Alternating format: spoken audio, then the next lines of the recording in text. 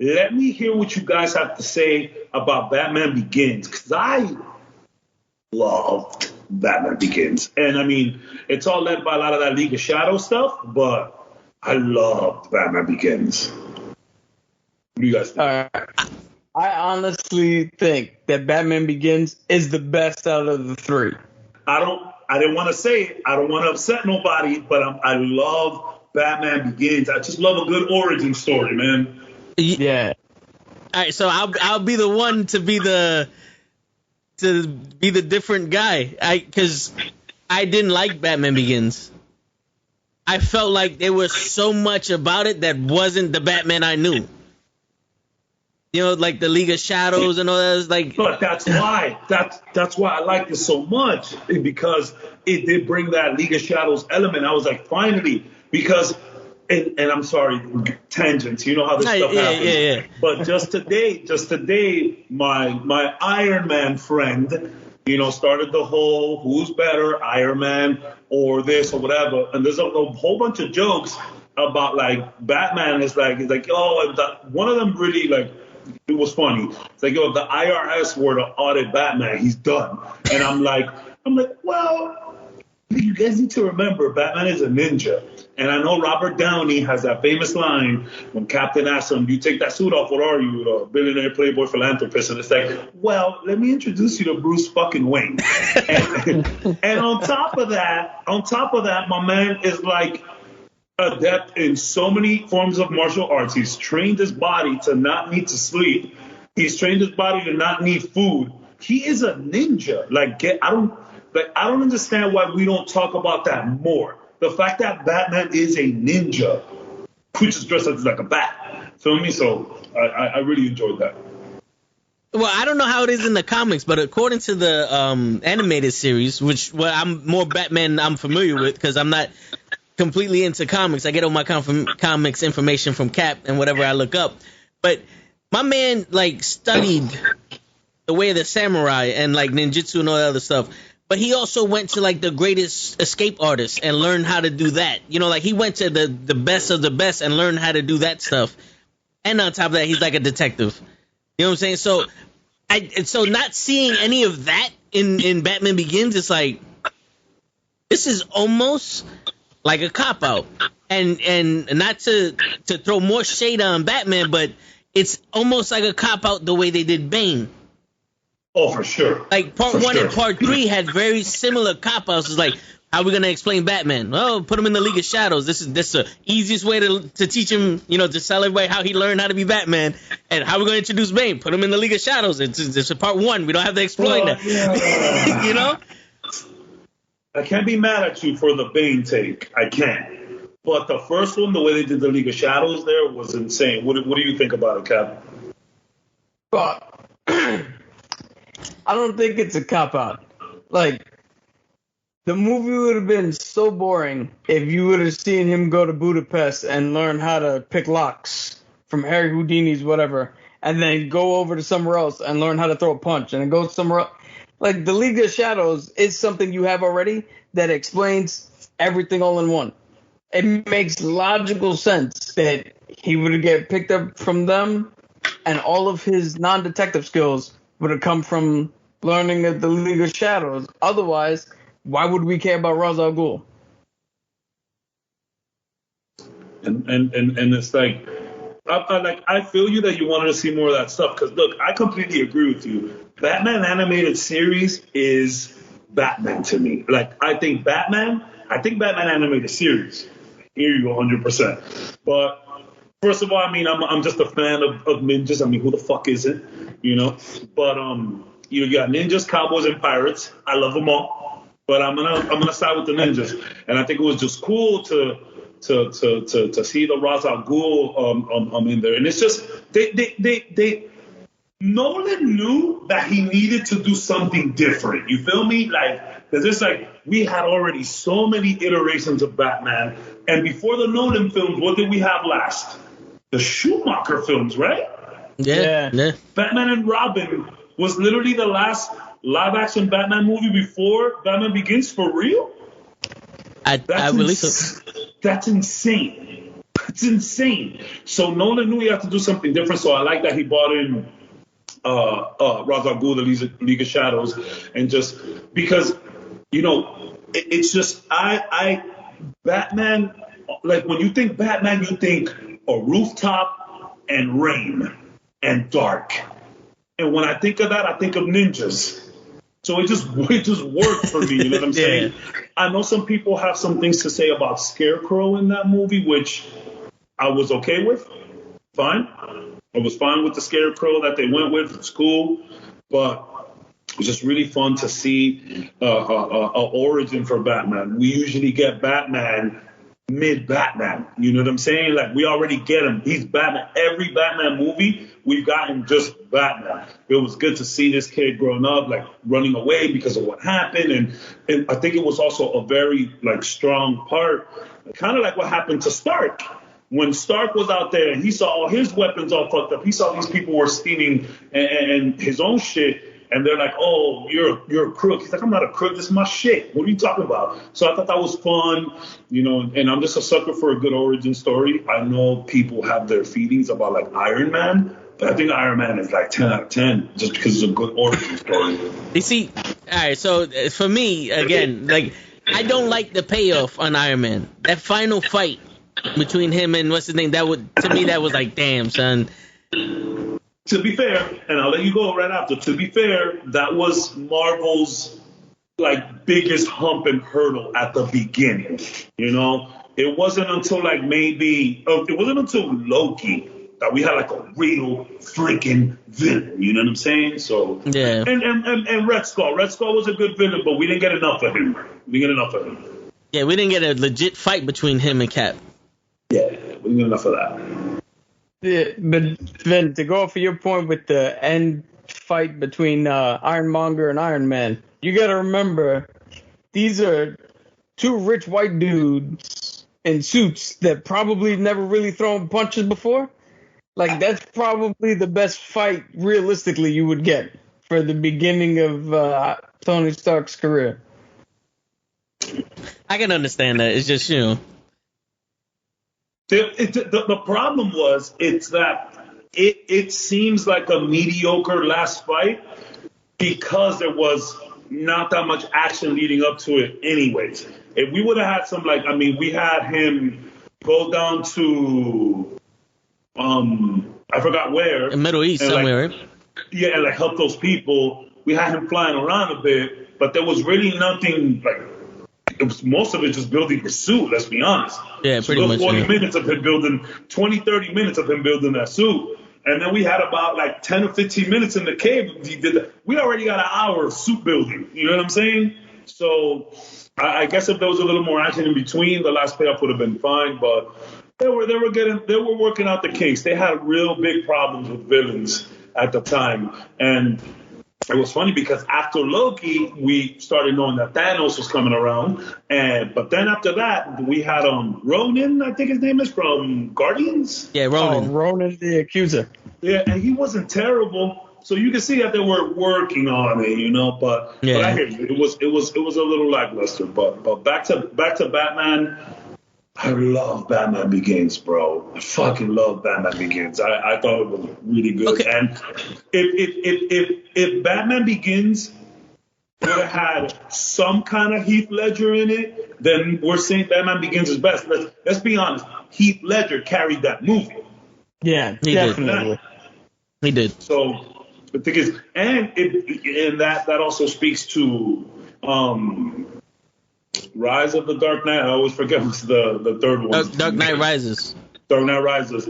Had Heath Ledger been alive for that, we could have possibly had the best trilogy of all time now. You know what I mean? So, I'm going to say this take here. If Heath Ledger was alive, we would not have gotten Bane. Nah, I don't think so either. I think that's when we probably would have had our first Harley Quinn. That's what I was going to say. Segue right back to it. I think we would have had our first glimpse of Harley Quinn. Yeah. Okay. So, if you had your chance to, write a section in any one of the movies, in the 3 movies of the Batman, which villain would you have added? Mr. Freeze, kid, 100%. Mr. Freeze. Mr. Freeze is one of the saddest comic book stories I've ever seen in my life. My dude is just trying to save his wife at all costs. At all costs. No, all he wants to do is save his wife. You feel me? And I think it's pretty powerful. I think it's a sad fucking story. Have you gotten up to Freeze in the animated series? He was in the second episode, and I just got him back in the second season. Get to his arc. It's so sad, bro. Yeah. So sad. Where would you have put him? Right after Dark Knight. Okay. I would have somehow found a way to maybe, I guess, get Joker and him involved somehow, but I would have loved to see him like post Joker. Like now Joker is kind of like, he's around, he's always doing his Joker shit, but now we got this new dude now that's just going around freezing shit. I would have liked to see Mr. Freeze. Hey, you Cap? Alright, so I also would have put this in the third movie. I would have took Bane out, and I would have put the Court of Owls. Oh, you're not playing fair now. Yeah, think of it. You have another shadowy organization that's somewhat like a cult, somewhat like a whole rich people thing, and then you got a dude who's walking around dressed like an owl who is similar to Batman, where you could have actually had him a little bit like Hush, like start doing shit in the name of Batman, get people to distrust him, and now it's a race to figure out who's gonna get to the shit first. Is Batman gonna clear his name, or is the Court of Owls so deep that they're gonna take over by the end of the third one, leaving Robin or whatever the hell Joseph Gordon-Levitt's name was to take over the new mantle? Do you want to explain who the Court of Owls are, just briefly? Yeah, so they're a villainous group. They're, like I said, a little bit occultist. They do a little bit of mind control. They're ingrained into almost everything, like politically, the police, a whole bunch of shit. And they have one dude who, I forget his name, but dresses like an owl, and he's the main protagonist that goes after Batman. Damian Wayne was part of it for a little bit in the recent comics. It's a good little arc if you can find it. Okay. So you know what's funny? Mentioning the Court of Owls, I think if they would have gone that route, that could have like opened up its own like DCU at the time. Because Court of Owls is something that you can linger forever. They're like, I don't know if you were to like relate that to Marvel, I don't even think you can. But yeah, Court of Owls is just like, I don't know if you guys are into video games, but like in like Metal Gear Solid 2, the Patriots, that's what they are. They're just basically, it's like just think about all of the richest men and women in the world and their little shadow organization. Yo, don't nobody fucking, it's just a joke. It's a comic book podcast. Relax. But I think we could have had some. If they would have gone Court of Owls, I would have probably been in there like, whoa. Because I'll be honest, I know who the Court of Owls are, but knowing their lore and shit like that, I could use a little refresher on it. But I know that shit would have like given longevity to Nolan. And I'm telling you, a lot of it had to do with Heath Ledger, bro. Can you imagine like this amazing project that you just did? Your star is just now gone. It's like, and then you do a third movie without him, and it's just like Nolan said, "I'm out." You know? Okay. Two more questions that just came out to my head. One. Do you think that Heath Ledger made Christian Bale seem like he was less of a Batman? Because Heath Ledger did so good that it almost overshadowed Christian Bale. And two, what hero would you have put in the movie to add to it? Yeah, so we'll let you answer the Heath Ledger one first, and then So I got this. What up, Blade? If you guys don't mind, Heath Ledger definitely overshadowed Christian Bale. The whole reason that second movie is good is because of the Joker. He overshadowed everybody. Yeah, he lost himself so completely in that role that that's a Joker movie with Batman in it. Yeah, I agree with that one. 100%. Yeah. Who would you add I would have I would have added Nightwing and just made Dick Grayson his own thing for the Nolan verse. Like, you didn't have to try to make him Robin first, and I just made somebody who was inspired by what Batman was doing. Okay, I hear that. All right, Cavs, you want to go? So, all right. So what was the first one again? I'm thinking of Hero. What was the first question? Did Heath Ledger do so well that it made Christian Bale like the worst Batman? So the funny part about it is that one of my favorite lines of the movie has to do exactly with that. You know, Heath Ledger says, this is what happens when an unstoppable force meets an immovable object. And he's there hanging, and he's like, yo, I feel like me and you are destined to do this forever. So it's like, it's kind of a combo. It's like Kill Bill 1 and 2. You know, that's just the whole movie. It's like, you know, it's Batman and Joker. That's just what it is. But I mean, you can't deny the performance 100%. I mean, this guy was apparently, you know, this is what they're saying. Apparently he was like locked in his room and just fucking doing the Joker. Yo, if you guys watch, go back and just give it like a quick 30 minutes. Watch 10 Things I Hate About You. It's basically Joker in high school. It really is, bro.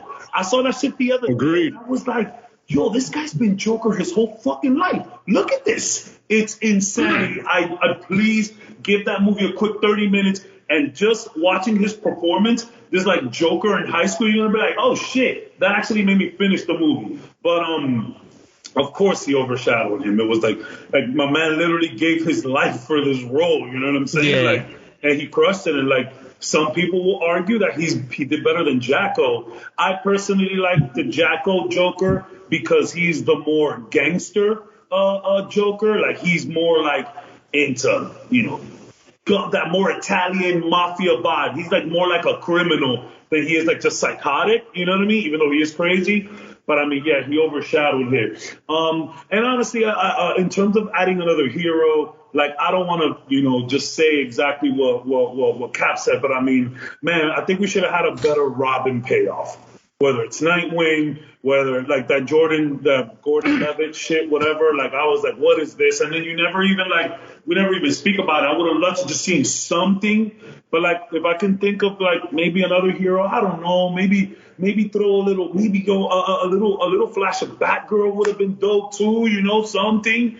Maybe some of that, like, you know, maybe Gordon tells him some shit like, oh yeah, my daughter's coming down. It's been a while, you know, something, you know what I'm saying? Like, and if we could have like seen somebody really kicking ass and in suits, like, I don't know, man. This is pie in the sky, okay? This is pie in the sky, high hopes dream. I would love to see some like fucking Red Hood action. I want dark Batman. I want to see heads blown off. I want to see fucking limbs broken. I want to see him put someone's face next to the Batmobile wheel and just like, you know, fucking tell me what's going on. I want unhinged Batman. That's what I want. Hey, you want Leatherface's Batman? Facts. Yes. I want unhinged Batman, bro. Yo, Lay. So I'm going to add a question onto you because you came in after this question was asked. I asked him already, what villain would you add in any one of the three movies? And then you also have, did Heath Ledger outshine Christian Bale as Batman, and which hero would you add? Villain? If it's not Hugo Strange, it's a Clock King. One of those two. I want it to be more cerebral a thing, not more physical. And Joker's never been a physical threat, but he does have a lot of henchmen now.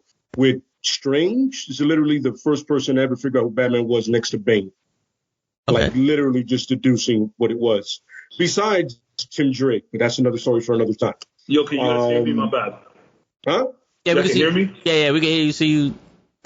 Yeah. So, definitely, I said the Clock King or Hugo Strange. I would go with Hugo first, you know, and then you can add a physical one, you know, somebody that's more on the caliber of kind of a simpleton, but not, you know, kind of like a Solomon Grundy kind of thing, you know, but I want Batman to be more detective than martial artist. I need him to be more detective because it's the guy grew up reading and understanding Absolutely, Heath Ledger completely overshadowed him in all kinds of love. It's funny, Heath Ledger, I've always said this, he had the same effect when I first heard he got cast as I did with Daniel Craig with James Bond. I was like, I don't see it. And I was wrong. Completely wrong. Oh, yeah. Everybody I was wrong. completely wrong, you know. Yeah. Absolutely. Casino Royale, you're like, oh, shit. I got it. I understood it because I've read the books. And I was like, that's the way Bond is supposed to be. A little closer to that, more brutal. As in adding a hero, I don't know, man. It's kind of difficult. I would have liked to see a kind of a Tim Drake where you can see him pushing Batman to be more cerebral than anything else, more of trying to figure it out instead of bashing faces in. And don't get me wrong, that's going to happen. It's a Batman movie. There's going to be a fight. It's always going to be a fight. Oh, yeah. In the words of Bucky, there's always going to be a fight. But mostly, I just want to see him slowly figure stuff out. You know what I mean? And with Hugo or the Clocking, that's exactly what you're going to have to do. Either one of those. And then Tim Drake will just, he said it before, you're going to be a better detective than me. And one day you're going to lead the Justice League, which makes sense. So smarter Batman more than anything else. That's what I was aiming for. I'm not going to lie. I like that notion because the new Batman, that's what they're going for, this whole noir feel. If we could just have him like detecting shit, you know what I'm saying? That's also pretty cool. I like that. Yeah. No, I hear you. I would have added the Riddler because of that, you know, because as I understand the Riddler, he wanted to outsmart the Batman. Yeah. One thing is, everybody, when it comes to outsmarting the Batman, it's either the Riddler or they'll pick Ra's or Roz, as he would say, anybody, what he would say. I pick Hugo because a lot of people don't pick Hugo or the Clock King. They really don't pick either one of those guys. And the Clock King is strategic, he's tactical, and clearly his thing is all about being on time and understanding. And then Hugo is Hugo Strange. You know what I'm saying? Doesn't Hugo know? Yeah. Doesn't Hugo know that Bruce Wayne is No, he figured it out. Yeah, he figured out. He's one of the few that figured it out right away. Like, yo, this is Batman. Yeah. It's kind of like the way Batman figured out Superman in the animated show. He goes, yo, he always leaves from this one spot. So who's that? And there it is. It's one of those notions, yeah. All right. So now, Les, since you're here and we got past the nitty and the gritty with the Batman, let's get into Harley Quinn. Because Shout out Harley Quinn on her what? This is her 28th birthday. There you go. Yeah, I believe so. Yeah. Today, August 3rd, 1993, the first time they put on the show. Bam. Shout out Harley Quinn. Absolutely. Yep. Look at that. So from what I'm deducing, because she's originally from the Batman animated series, and then, what you have, her dynamic with the Joker, and then some of the shit that you get from Suicide Squad and the Harley Quinn movie, which we'll discuss tomorrow. But I've always taken it as, Batman and the Joker are so opposite that they're pretty much the same person. If that makes sense. So that's when I asked the question, would Harley Quinn be in love with Batman also? Or let's say if the Joker wasn't there, would Harley Quinn have fell in love with Batman also? I know she would, and here's why. If you guys don't mind, I'll take this one first. So okay, so as different as they are, Joker and Batman, they're also very alike in the sense that they are fucked. Okay, you know what I'm saying? Obviously, we all know Batman's arc and the reason why he is Batman. But mentally, he never left that alley. You know what I'm saying? And it's hard. I mean, to see some shit like that, to blame it on yourself or whatever. So, if you go into Harley's, story, and, I'm not even going to say it anymore. Because, they had the backstory, the original and the new one. They add new shit. But essentially, Harley is just, really into, the criminal mind. You know what I'm saying? And she was a great doctor in Arkham. And she was like, yo, I need to really see these people from, their perspective. So I'm going to go undercover as one of these crazies in Arkham. And I'm going to really see what's going on. And that's how she fell in love with Joker. Just looking at, and I think in a weird way, Batman's so fucked up that her studying his psyche, I think she could really fall for him too, bro. I think so.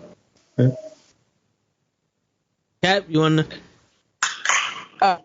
So Since you posed this question to me the other day, I've been trying to figure out if I even have an answer to this because this is such an interesting question. It is. I don't think so. And that's because the Joker does one thing that Batman can't do. Abuse her? And as abusive as the Joker is to Harley, he lets Harley be her. If she wants to be a good guy, he lets her do it. If she wants to be a bad guy, he lets her do it. Batman, if you notice how he is with Catwoman, he's a little bit controlling. He's always trying to get her back on his side. And I don't think Harley would go with that because he'd be a little too stifling for her. Yeah. It's a real good point, man. That's a real good point. But, I mean, doesn't Batman try to change everybody? You know, that's why he hasn't killed the Joker yet. He's like, yo, I believe in you, bro. You could come back. Yeah. So, go ahead, Lay. State your point, and I have a question. You know what? I feel like Harley, the type her coincidental type is besides damage, that's obviously right, but somebody that lives outside of the law, that they are not happy in normal society because she's never been normal in reality. Like once she was able to do her thing, Batman's not normal. Joker's definitely not normal. So these are guys that live outside of society, literally. Even Bruce Wayne lives outside of society. I mean, the guy's filthy fucking rich. You know what I'm saying? Yeah. So for her to go for that dude, the dude that can do whatever he wants, pretty much, like he said, it gives her a freedom, but it'd be weird with Batman. Batman would have to, you know what? It would have to be a situation where she's only an asset and not a liability. If she's an asset the whole way, then Batman doesn't have a problem with you doing certain things.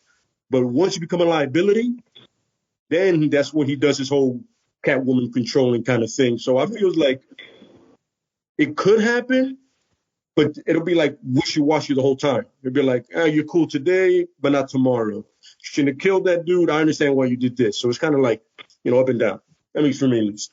Well, the question was, would she fall in love with him? She would. I feel like she would, but it would never be even keel. Like she would do it, but it would always be. He's like, do I love her? Because she's a little more bad shit than I thought she was. All puns intended. Oh yeah. You know what? Yeah, but I can see it. So that's what leads me to my next question. It's like, let's say if she was in love with both of them, who would be a better fit for her? Like, who would actually love her back? Shit. Now that's probably the worst. That's probably the toughest question of them all. Because Batman has had some pretty amazing female characters that come by his way. One of the most iconic would be, Catwoman and Wonder Woman, and he still somehow fucked that up. Even though there's a comic where he marries Selena Kyle, of course, and there's Talia, and they had Damian, so I think she wouldn't like the love that Batman would bring, because because Joker also controls her. But that's the thing about Harley's character, that it's like she sticks around for the abuse. That's kind of the thing. I don't think Batman would abuse her in the same way. He'd try to maybe she might misconstrue him trying to set her straight as some form of abuse. But let's be real. Joker was legit abusing this girl. I mean, when she's finally over it, what is it? He fucking throws her on a rocket or some shit. Joker finally figures out. I was like, yo, I do got some feelings for this little crazy girl. I'm gonna blow her up in a rocket. Get out of here. You know what I'm saying? And then you have all that the friendship between her and Poison Ivy. You know what I'm saying? So, I think. Man, what a fucking question. I think she'd love Joker more because it is part of her character to embrace that abuse. And I know it's weird to speak about, and it's so sad, and obviously, there's tons of women going through this kind of shit in the fucking world, which fucking sucks, quite frankly. And it is part of her character that she kind of likes the abuse, and Batman wouldn't abuse her that way. You know. Cap. So I have kind of like a joke answer to this. Clearly, should go with the Joker because I don't think Batman's cool with pegging. Ah. I forgot that joke. It's funny because you can make fun of him for it, but then he'll beat the shit out of you with a crowbar. Yeah. So, like, you can't win with that dude. This is true. You like it in the, but I will murder you right now with acid. So today's today. Yeah, I think she could, but I would not want to see that on comics at all because it's not interesting. Her Batman wouldn't be that interesting. Like, it's only interesting for like a comic book or like 2 panels. After that, you're like, all right, I know what's gonna happen now. Considering how last podcast we were talking about how like too much lovey-dovey shit in movies, and now we're like, that's exactly it. But this is the thing, though. If I want to see that, I will read a Fantastic Four comic book. You see, but the difference. No, I hear you, but the difference between the lovey-dovey shit and Harley Quinn is the lovey-dovey shit is all emotional, and Harley Quinn is psychological. It's Bonnie and Clyde. Yeah, it's Bonnie and Clyde. So my next question would be: would you assume, or would you think that even though Joker's abusiveness is physical, would you think that Batman's abusiveness will be more mental? Of 100%. Well, absolutely. He does it to everybody, and they don't even notice it. He does it to everybody. It might be a situation where Batman. So you see, that's the thing. Let's talk about Batman in that regard. Batman is indeed very controlling. You know, and Batman has this thing about him. Clearly, he doesn't want to lose anybody else. You know what I'm saying? So, you know, to try and have that control over Harley, and then Harley have this whole thing like, dude, you kind of blow, man. Like, I just want to go fucking shoot somebody. Like, you know, that dynamic might definitely be I think such a weird way, man. Like, you're putting such a psychological spin on this tags, and it's really fucking up my mental right now, bro. Yeah. It's like, that's what I do. Like, man, is Batman worse for Harley Quinn than the Joker? Like, you really gotta think about that shit. That's so crazy. Yeah. Wow. No, I think fantastic question, kid. Jesus Christ. That's what I do. I think Batman's controlling and trust issues are his worst enemies, yet his greatest allies. Correct. He doesn't trust anybody, which is amazing. Because you're on a team with Superman, and he's literally the biggest Boy Scout in the world. Like, there's nothing that dude doesn't do. He's like, oh, it's wrong. And then Wonder Woman or whatever. But he's still like, I don't know about you guys. You guys got too much power. I don't trust you guys. But yeah, I think it would be the strangest kind of thing. Like I said, it'd be interesting for a little bit, but not too long. But yeah, he controls everybody. They don't even know he's doing it. You know what I'm saying? Like, have you ever seen that Apocalypse, John Constantine thing? You know, where Satana Satana's dead, and he goes, yeah, Batman told me this was going to happen, so he planned this ahead. He goes, son of a bitch. How the fuck does he know? Because he doesn't trust anybody. He wants to make sure there's a chance. Oh, when is that flash when he does, when he does no, when she has like, he told me to do the spell so that way you can go back. He was like, fuck. And that's the thing. No. That's why Batman can never enjoy, like, and yes, he's had situations where, you know, again, Selena Kyle, and, you know, this is the ladies' man, but that's why you can't really mess with Batman, because in the long run, it's just going to be bad for you. I'm telling you, he's mentally, and again, back to that point, he's mentally never left that alley. You know what I'm saying? And that manifests into everything that he does, from the controlling aspect. Yeah. And even taking it back to those stupid Schumacher movies with Robin, how he didn't want to let Robin kind of be Robin. Yeah. He's like, bro, I could have made that fucking jump, bro. I am a fucking Grayson. I do this shit with no ropes, no nothing, bro. Like, I know how to do this. I could have made that fucking jump. You didn't have to do all that. And even Alfred tells him, like, you know, maybe he's kind of right. Maybe you should just let Robin be Robin. So, yeah, I don't know. That's confirmed. Batman will probably be worse off for Harley than Joker. That's so crazy. They're making me I'm going to point one thing out. It hasn't been brought up. Yeah, we all know that the Joker's a horrible villain, but that's the role he plays. Nobody's brought up yet that Batman, who's a grown adult, grabs orphan boys and trains them to be assassins and tries to keep him under lock and key with him. Like, that's some sick shit. That's some Spartan shit. Yeah, absolutely. Yeah. And it's funny because they either get younger or females or just, and none of them are like really psychologically correct. Like they've been through some shit. Yeah. So you're taking a different version of yourself and trying to mold them into something better. I didn't think this was possible, but I'm probably going to dislike Batman a little more after the fucking podcast. A little more. Like, damn, this guy's really... I'm not. Just a fucked up he lives in the shittiest world ever.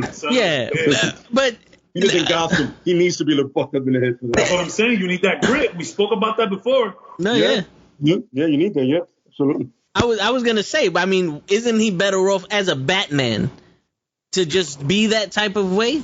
Because you know he lives in a fucking city where everybody is trying to kill somebody. You know, Goons are rushed. yeah, you know, they got so many goons in the Gotham.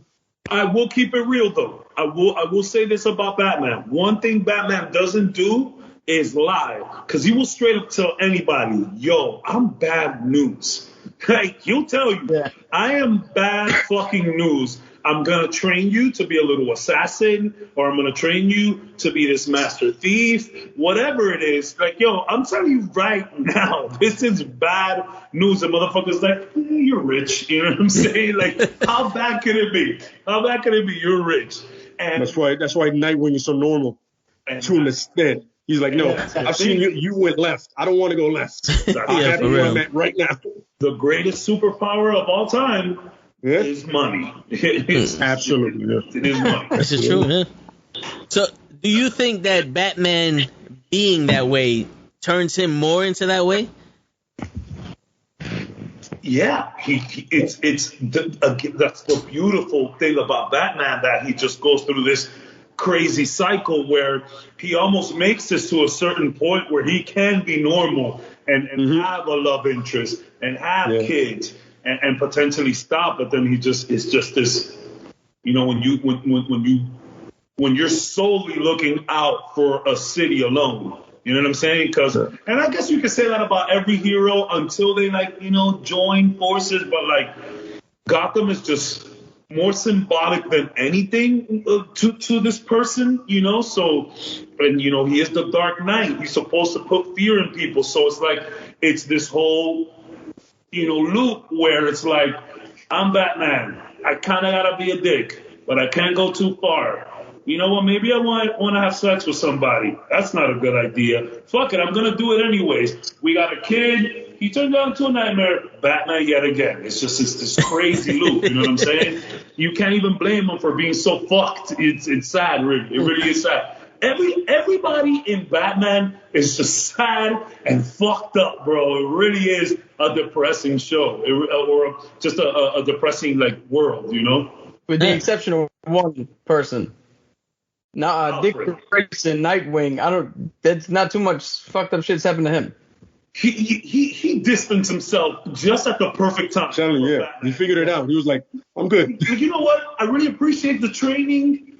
I'm gonna keep it real low level. I'm gonna get some thugs driving around in a truck. I'm gonna go move to another city. I'm gonna still take it easy, but just I'll go to Bloodhaven from you. Do my thing. But it seems like the Joker's also one of those. Hey, I'm here for a good time. Like, his main mission is just to get fucking Batman to kill him, right? Because he knows Batman has a limit. And he wants that, yeah. Batman has two limits. He's not going to kill nobody, and he can't go past a certain emotional state with a woman before he turns back into Batman. Yeah. Joker wants Batman to kill him and to make him laugh. I don't know why the laughing thing is big to him. Like, you've never made him laugh. Batman doesn't joke. Yeah. Meanwhile, Harley did it, and it drove the Joker batshit. He was like, wait, why are you laughing at her? Oh, because you think he loves you. Okay, go ahead. That's awesome. I love it. Go ahead. The way he started laughing at that. Yo, yeah. Sinister. That's a sinister fucked up. So, yeah, he was laughing hard. Yeah. But we hear him laughing in Killing Joke at the end, too. Yeah. It's a good joke. It's a good joke. There's a lot more to that. We're gonna need a whole other podcast for Killing Joke. Yeah, we could do that. Yeah. For Killing Joke, we need like a specific, no Marvel, no nothing but Killing Joke, because there's a lot of people have feelings about that. That's like the Red Hood one too. Like I have the whole, besides the movie and the comic, I just like the, you know what I mean? To me, that's my favorite of all of them is that one, because, you know, you're like, okay, I see. Yeah, by the way, Batman, this is completely your fault. You did this. Yeah. This is all his fault. Nothing is Jason's fault. Nothing is Joker's. Is completely your fault. Oh, technically it was our fault because the fans voted to kill him, but No, there was that one dude that had like his phone set up to call like 9,000 times to do it. Some dude really did not like Jason Todd. Wow. Hated that man. Jason Todd is probably let me backtrack because Damian Wayne is now the biggest fucking douchebag. The biggest douchebag. But before that, it was Jason Todd. I want to go for Jason just because Damian is such a douche. I like Red Hood, though. Okay. Yeah. So he has no qualms about killing. So my next question, they brought it up in the movie, in the Dark Knight movie and in the animated series. Was Batman the reason why there's so many villains in Gotham now, or is the villains why there's a Batman? Like, if there was no Batman, would there be a Joker? Well, without Joe Chill, there is no Batman. And Joe Chill is nobody. Joe Chill is literally just a dirtbag that's trying to rob two people. But without Joe Chill, or the Joker, if you want to make people feel better that don't know the comics, without that guy, there is no Batman. You know what I'm saying? So you got to understand, it's the egg or the chicken, right? What came first? You don't shoot his parents. You don't shoot his parents. He doesn't become Batman. Had they just gone past that alley and just went home, we do not get any of the story. But whatsoever. Okay. I think it's cheap. I think it's and Marvel has, you know, delved into that too, with Ross telling these people that, like, yo, you know, you guys are making a mess in the town, and let's just bring in more people. The more people you kill, the more aliens are like, fuck, I want to go get the Avengers now. So I think it's unfair and maybe a little cop-out-ish to say that, because if we look at it from, you know, just in reality as a whole, there's just always going to be light and dark. You know, they didn't come at different times. They came at the same time. You got some people in the light, you got some people in the dark. Hey, you got some people right there in the middle too. You know what I'm saying? I think it's just, like Les said, it is the chicken or the egg. Like, it's just this crazy, again, just loops and circles of life where there is dark and there is light. You know what I'm saying? Like, you know, this guy made Batman, killed his parents. Now it's Batman. Batman went to the next guy. Some dude saw that. It's just, I think it's just an unfair assessment to say that the hero brings more enemies or that the enemies bring more heroes. You know, we can look at it like that. Like, before Batman, the Falcons were running around. You know what I'm saying? There was always some nasty shit going on. The League of Shadows been around. The Court of Owls always been around. You know? And I think there's always just going to be villains and heroes. It's just light and dark, good and bad. It's just always going to be that. And it isn't a situation of who came first. It's just, they're just always both there. You know, it's not a situation of looking at time in one line. It's just two lines. It's just always good and evil, you know? You know, another way to look at it, it's an arms race. So a villain has a gun, so the good guy had a bigger gun. Villain saw that, got an even bigger gun, and they just go back and forth with who's got the most powerful shit. And it, like you said, it's a cycle. It's never going to stop. Okay, so there would be criminals in Gotham, but would there be a Joker and a Riddler and a Bane, like those villains? So Joker, without a Batman. Joker, yes, because his original origin / non-origin had nothing to do with Batman. Bane, probably not. Riddler, definitely not. Because I don't think Riddler would have had a necessity to... Riddler is all Batman. Yeah, it's all Batman. Yeah, for sure. Bane isn't Batman, to be honest with you. Bane was prison, became a mercenary. And Bane is hired by the highest bidder. So the Falcons could easily hire Bane to do something. because apparently it's a Rolodex of dirtbags somewhere that you can just throw that back. In Gotham, for sure. In Gotham. Yeah, it's a Rolodex like, I need 3 thugs that are willing to dress like clowns. Got it. Yeah. You know what I'm saying? It's a 1-800 number. Like the Riddler, for sure. Mr. Freeze, nothing to do with Batman. There's certain villains that are specifically with Batman, and other ones that are just like, that was going to happen, man. One way or another. That was going to happen. Already. Yeah. You didn't need Batman. You just needed that situation to arise, and it happened. Like a Man-Bat. If you were to ask us about the Avengers, I think it's a little better because, yes, there's a lot of low-level thugs, but the Avengers keep poking and motherfuckers just start coming from space. Like, see, no one from Batman is coming from space, at least not to that degree. They're all just in the city already. All of Gotham is fucked. That's why I like the video game Arkham Knight so much, because it's just one night, Christmas of all nights, and everyone is just on the fucking loose, and Batman is like, yo, I hate this place. Like, didn't I just put all you motherfuckers away like 2 weeks ago? I hate it over here. So you got some banger questions today, bro. I hate Batman now. Nah, so if it wasn't for Superman, there'd be no Lex Luthor and no General Zod and Brainiac and all that. It was already there. He just came down. Yeah, Lex Luthor. Maybe Superman coming down here or not coming down here would have maybe kept him away. But that's the thing, man. That's the thing about comics. It's just like Earth is just always the target. Ground zero for everything. Yeah. Why do you think there's like 8 Green Lanterns here? There's literally like 8 of them in one fucking planet. We got the most noble people. There was the comic. It goes, can I ask you guys a question? I think it was Kilowog. Like, yo, why are there so many lanterns on Earth?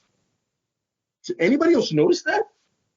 Kyle, John, Guy, Hale, the new girl that I remember her name, the other guy that's a Muslim, that's 6.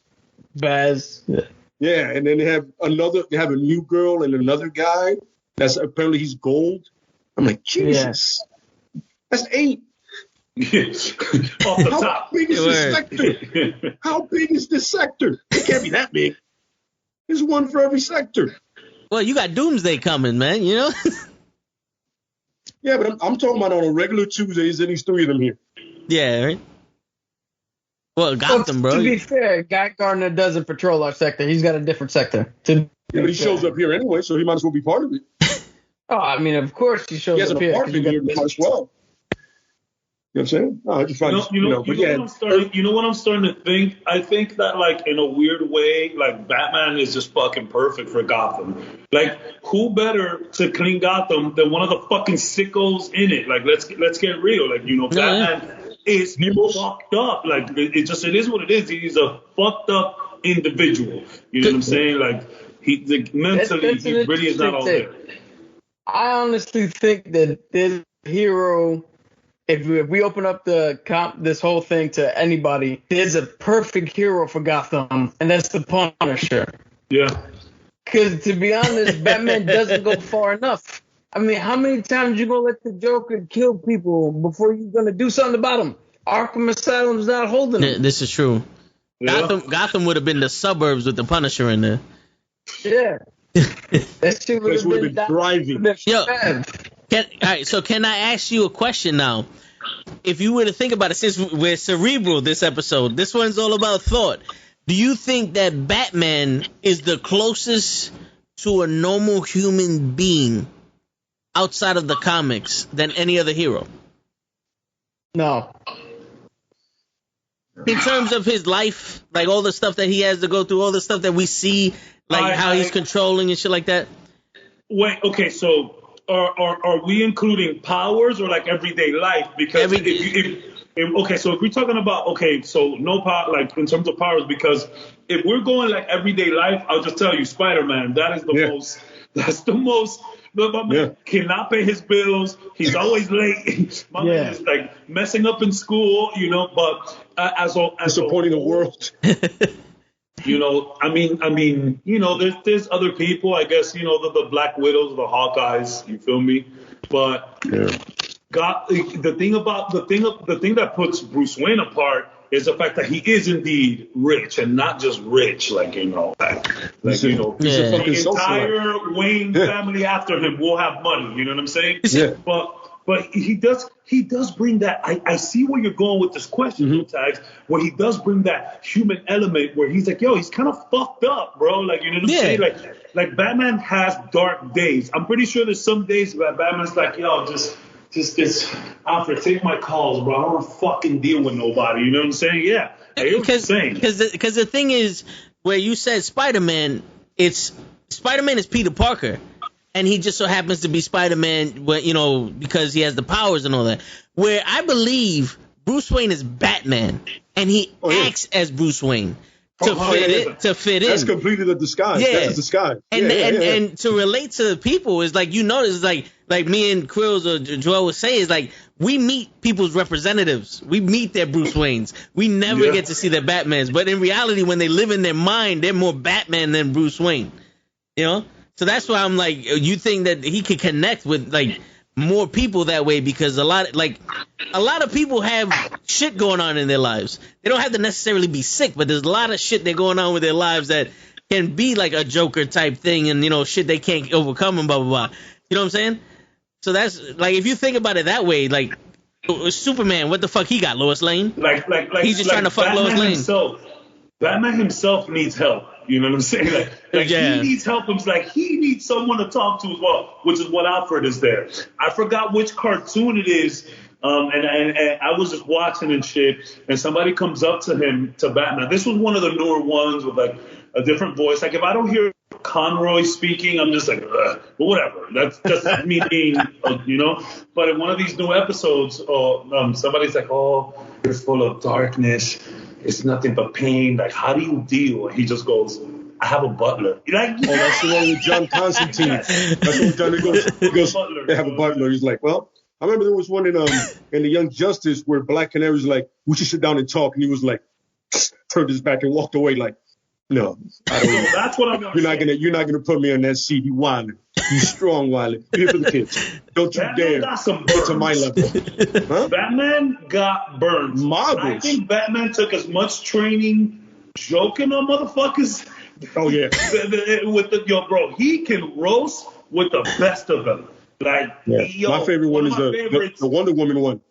Well, the Wonder Woman one is good, but this one, I guess, I don't know. Again, I'm not really too familiar with the new stuff. But he's in a round table, and I think Superman was there, and they're talking about like magic and shit.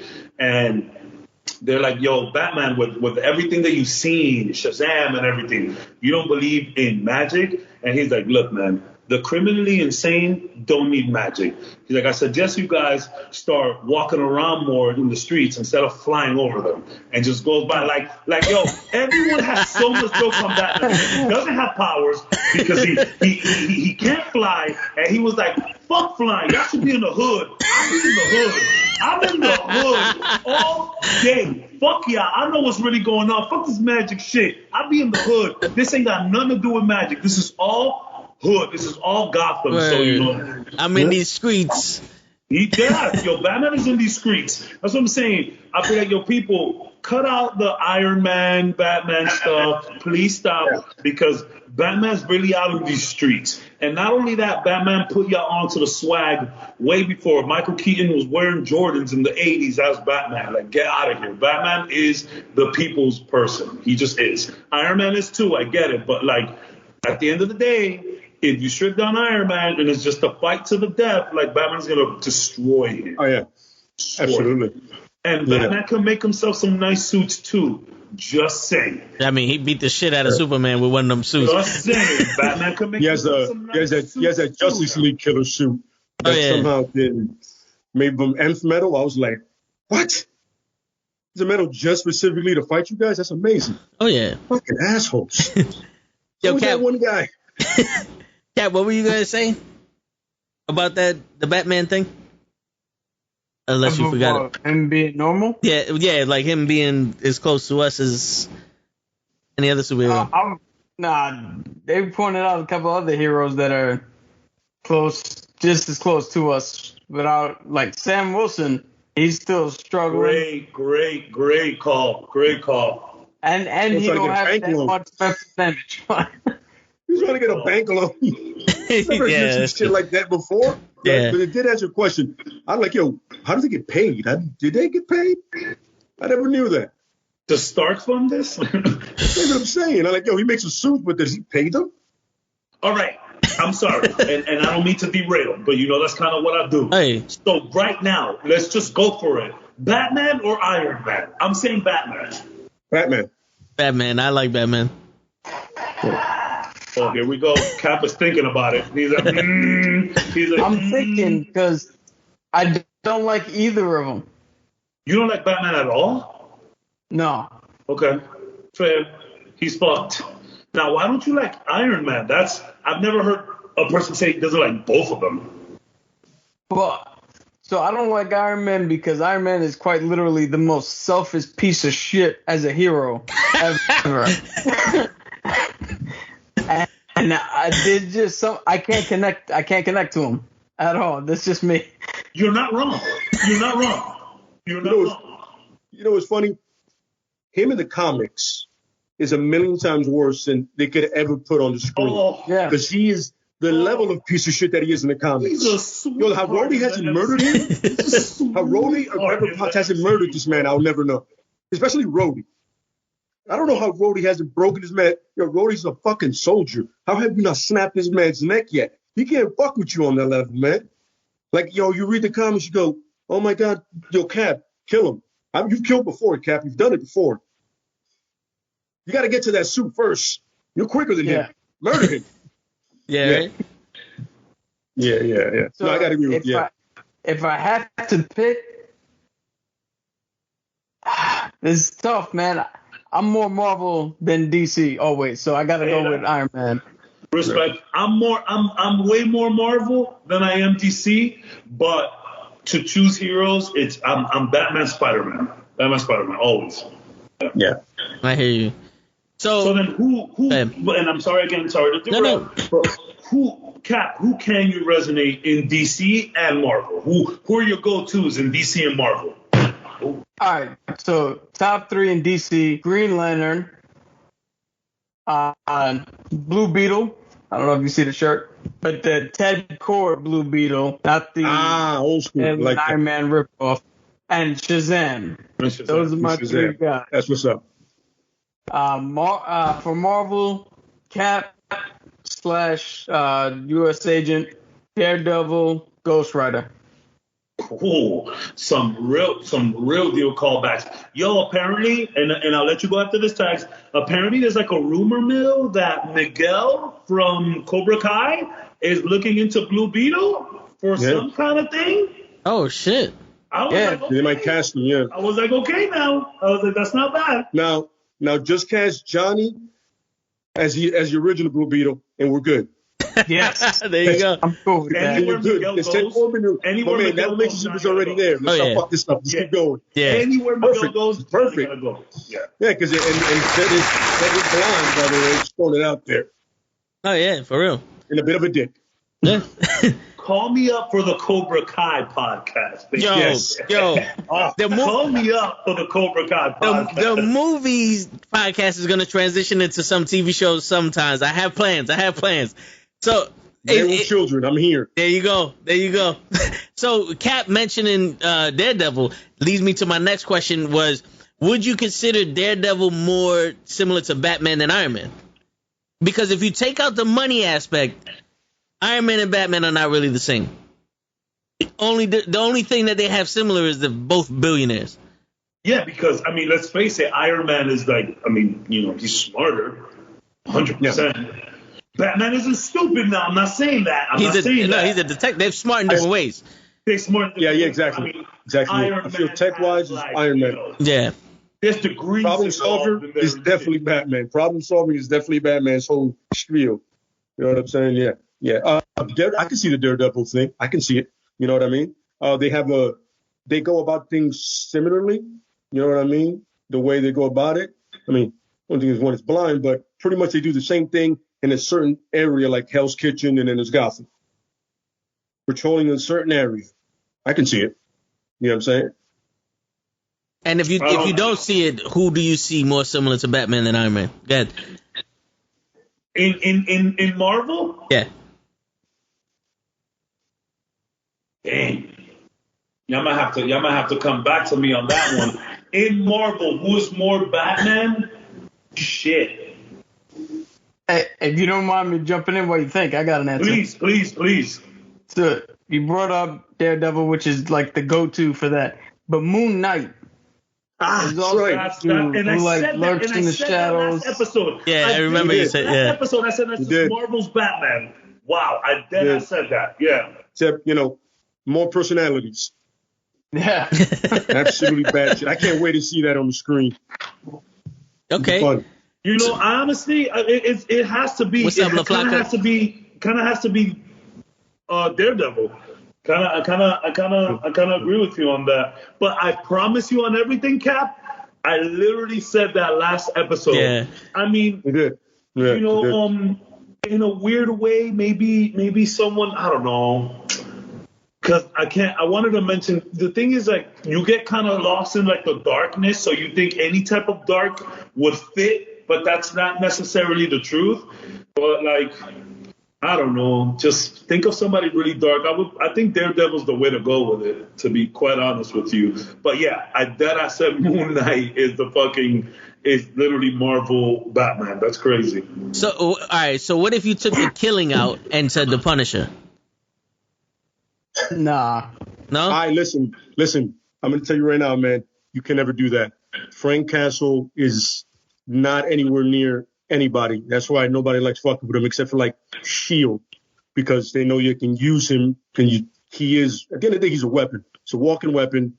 And he is exactly what every superhero hates, but they know they need. Yeah. Nobody wants, except for, like, Wolverine, nobody wants to go on a mission with him. You know what I'm saying? Because it's somewhat alike. Everybody else, he kills people. He goes, yeah, but he doesn't have a lot of villains, does he? Ain't too many times the guy's gonna reoccur. And if he does, it's for two comics, and then he's gone, or she's gone, or they're gone. The man blew up an island of mercenaries. He gets an island of mercenaries to get that shit over. He goes, yo, you guys are not gonna hurt anybody else. You're all dead. We're done. Check this out. Punisher gets the weekends off. Check this out. I'm actually on CBR.com. I'm gonna shut them out. And there's a top 10 list of Batman like heroes / villains in Marvel. I'm just gonna read the top 5. 5, Winter Soldier for the strength and spy capabilities.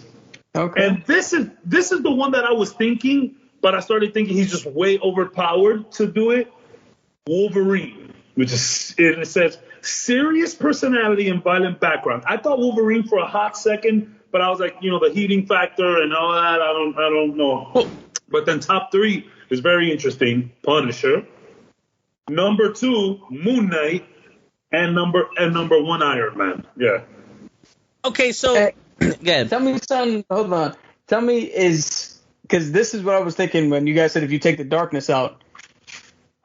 Tell me if Spider-Man is on that list. Spider-Man is not on this list. Number 6 is Taskmaster. Number 7 is Crossbones. Number 8 is War Machine because of all of the toys. I don't agree with that one at all. And he's skilled. Number 9 is Deadpool because of resilience and combat readiness. And number 10 is Falcon, which you mentioned earlier, Cap. But I like that. I like that Spider-Man comparison because he also patrols just Queens, like New York, and he also has a scarred memory with his Uncle Ben dying.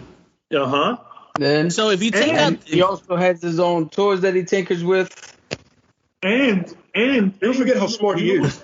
You know what's really powerful about Spider-Man's character, and we've seen this in multiple iterations of him and media and entertainment and writings.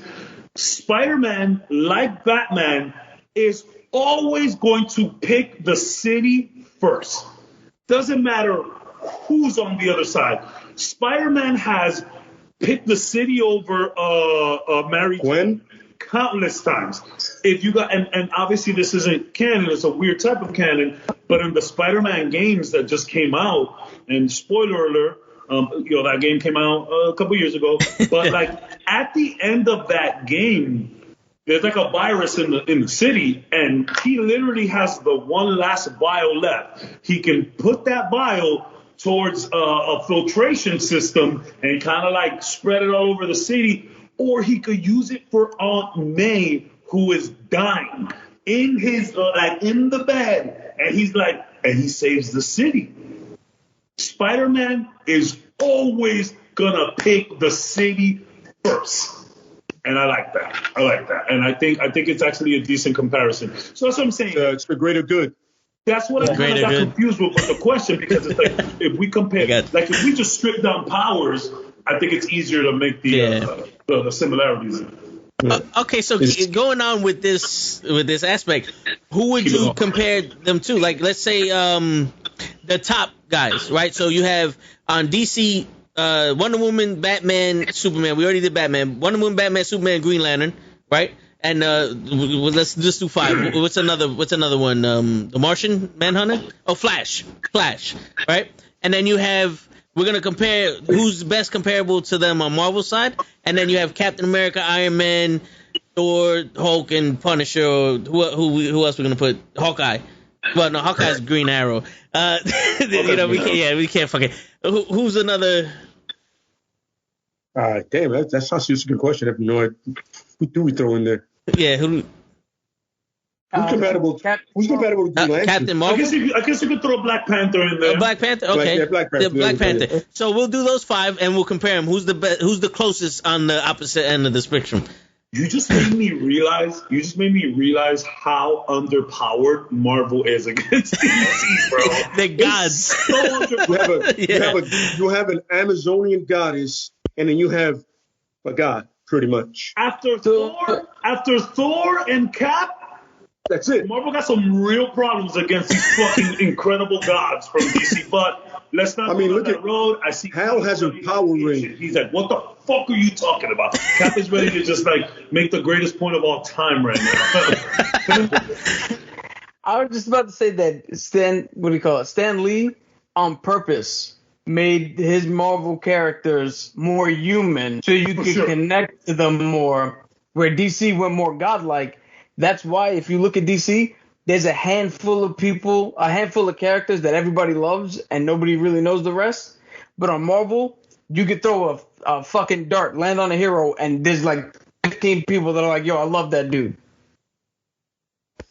And let's not forget X-Men and Fantastic Four. Yeah. Bro, that's really like my favorite Marvel character of all time on some real elitist, bougie kind of a hipster. You know that hipster answer? Like, you probably don't know who that is from the X-Men, Longshot. And I just always like this weird fucking character who his power is just luck. It really is just luck.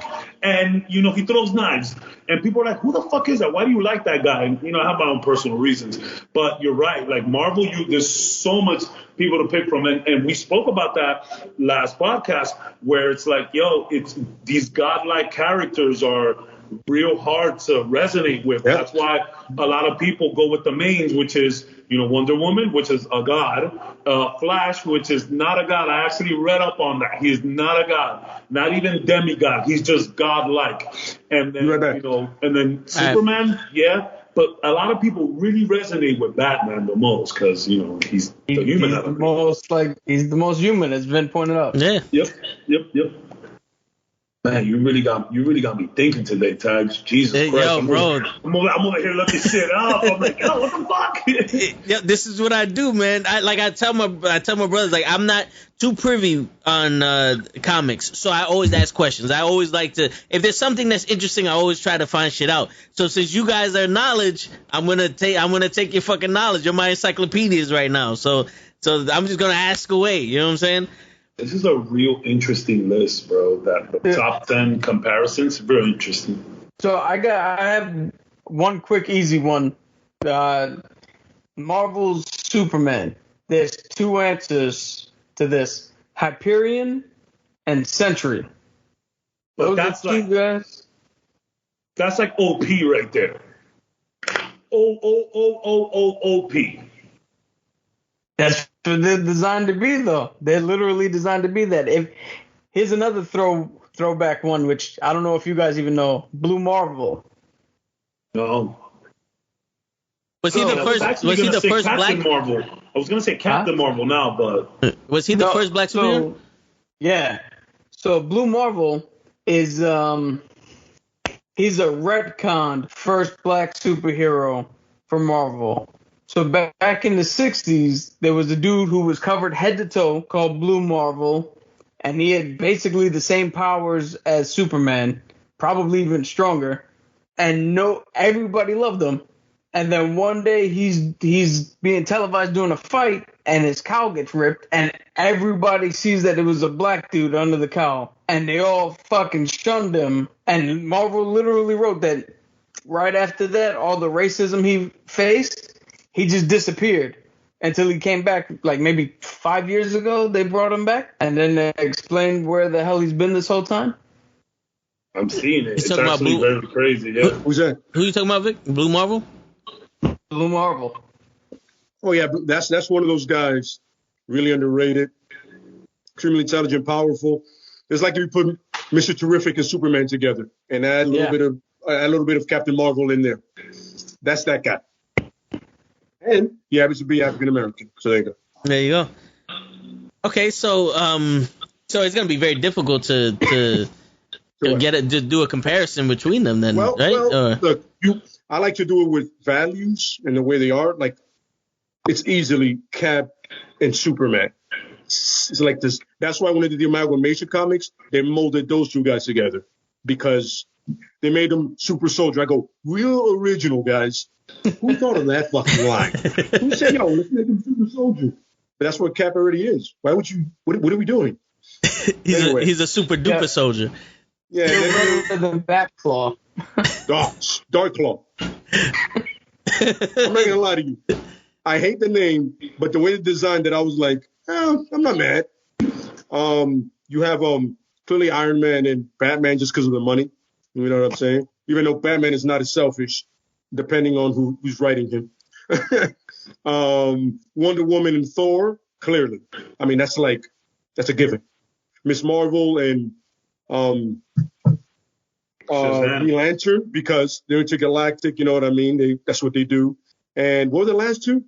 I mean, you kind of like Flash and Flash and Black Panther. yes. Yeah, there's no relation there. You can't do that. You can't. That makes first of all, one's a king, one's not. Second of all, one's the Speed Force that we're talking about. Barry Allen. I didn't mean And the other one is- I didn't mean comparing them to each other. I meant comparing them to other members in the Marvel industry. Like I would say, like Green Lantern would be like Nova Corps, right? Of course, yes. You know, something like that. Yeah. Easily. And you know what's funny? And it's funny because you would think the Nova Corps would be really popular right now had they bought out Nova in Guardians of the Galaxy like they were planning to do. And that's a really interesting character, depending on which Nova you do. You know what I mean? Because at one point, there's only one Nova. Want to do Nova. Yeah, at one point, it just all of them becomes one. So you're like, but that's like Captain Marvel now. So it's like you can't have two of those, I guess. I think Captain Marvel missed a good opportunity to like maybe somehow at least pass by, you know, all that Guardian shit. Like, just fly over it. Just fly over it. Yeah, Hey, like a little nod. Like we know that planet. Little nod. Keep going. Yeah. You know what I'm saying? Yeah, but I think Star-Lord while you were fucking around in space, you never ran into Star-Lord once. You know, You're right. It's funny. I told somebody this. I told somebody this, and they were like, I can see it. Jonah Hex and Wolverine. I can see that.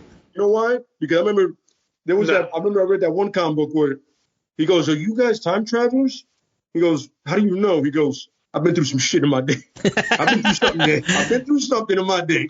So you can kind of see that rough exterior, you know, clearly, you know, not the face thing, but I was like, I always thought that Jonah had lost him. a great team up comic if they ever do that.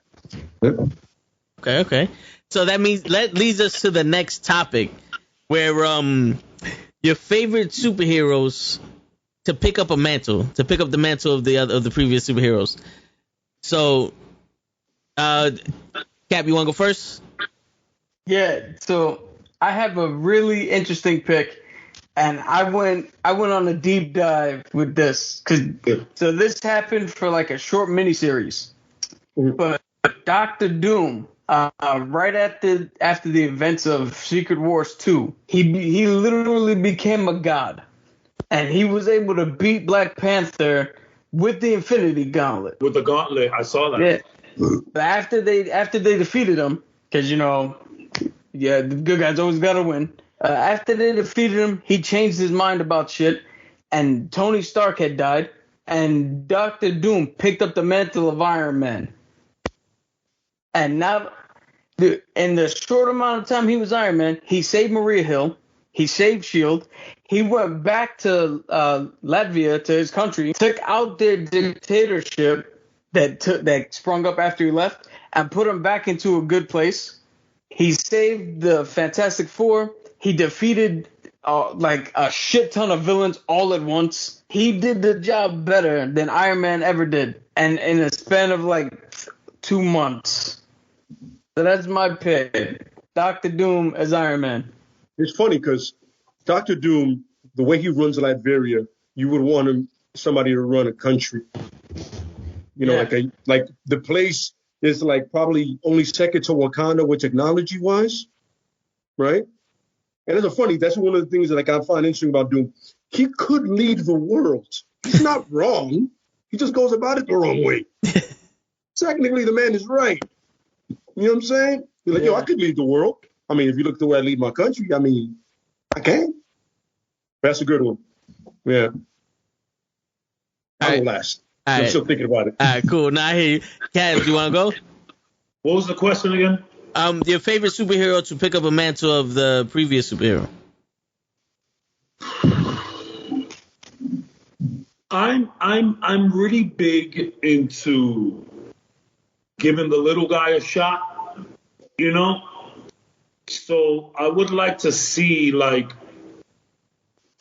someone that we really don't talk about much, you know what I'm saying? Maybe if we can see even someone without powers, somehow get someone else's powers and see what they can do. I would love to see a situation where maybe even Black Widow could get some really wild, enchantress, Scarlet Witch type of powers on some what if shit. You know what I'm saying? I would love to see someone who we constantly berate and make fun of, Hawkeye, low level character, just Hawkeye. Can you imagine? Gotta be Hawkeye. Mad at the world, just fucking Scarlet Witch. What the fuck are you gonna say now? Yo, bro? You know Hawkeye will Silver Surfer's powers. Wanda comes up to her and said, "Bro, everybody always make fun of you. I'm gonna give you some damn powers. Bang! Yeah. Here you go. We'd love to see some shit like that." Yeah, I'm saying it's Hawkeye with Silver Surfer's powers. Holy shit! Yo, my man. First of all, no more jokes. He is in bed with the powered cosmic. All that shit ends. If I were him, I would carry arrows on purpose. Say something. Wipe you off of existence. Can you imagine? Wipe you off of existence. I'm carrying arrows because I can. Silver Surfer just making his own arrows out of his own fucking. He's just like this with his own fucking hands shooting crazy arrows, just headshots every time. Holy shit! Like that. Yeah, that's a good one. Honestly, I loved John Stewart becoming the next Green Lantern because he's such a departure from Hal. You know what I mean? John is Marine and architect, first the imagination's already there. You can conjure all kinds of cool shit up. But then the discipline that he has, and he fastly, between the comics and the TV show, I became a massive fan of his just because, for him it's not as simple as just being a lantern. This is a black man literally going into space and patrolling it. And that's crazy. Yeah. And then he goes back to Harlem or wherever he's from, you know what I'm saying? And he's like, yo, you have no idea who this dude is. But he's literally legit one of the most powerful people, hands down, in the league. Always underestimated. So I'm a huge fan of seeing that kind of change from, Hal is serious when he wants to be, but he's really like, him and Wally are like the clowns of that place. You know what I'm saying? Yeah. Him and Wally are clowns. And it's great when they go back and forth, but when you want to get shit done, I'm like, yo, is John around? With all due respect to Hal, you cool. Can we get John? Just give him a call. That's what we need right now. Yeah. It's about taking physical. We need John here. You know what I'm saying? And a tactical mind, like I said, real creative. I've always loved that. I love John's idea. I'm with Cap as well, but I just like that the complete shift from Hal to John is one of my favorite ones of all time. Yeah, it's a very good pick. Yeah. Thank you. I hear you. So, and I'm not as well versed in the comics as you guys, but the one I know for, you know, the most would be like Battery Bill taking up Stormbreaker from Thor. Just because Battery Bill is like badass and like he's the last one of his species from his planet or something, right? And he beat the shit out of Thor and earned Stormbreaker. Yeah. You know, Wait. So we weren't like high in the sky dreaming about this? No. This is real. Like a real mantle that was really taking over? Yeah. I mean, no, that's also a good idea. That's also a good idea. One you had. I'm mad I didn't think of that. If we want like a real mantle that was like taken over, dang. Oh, easy. Fucking Miles Morales. Let's go. That's it. There you go. Yeah. Say less. Say less.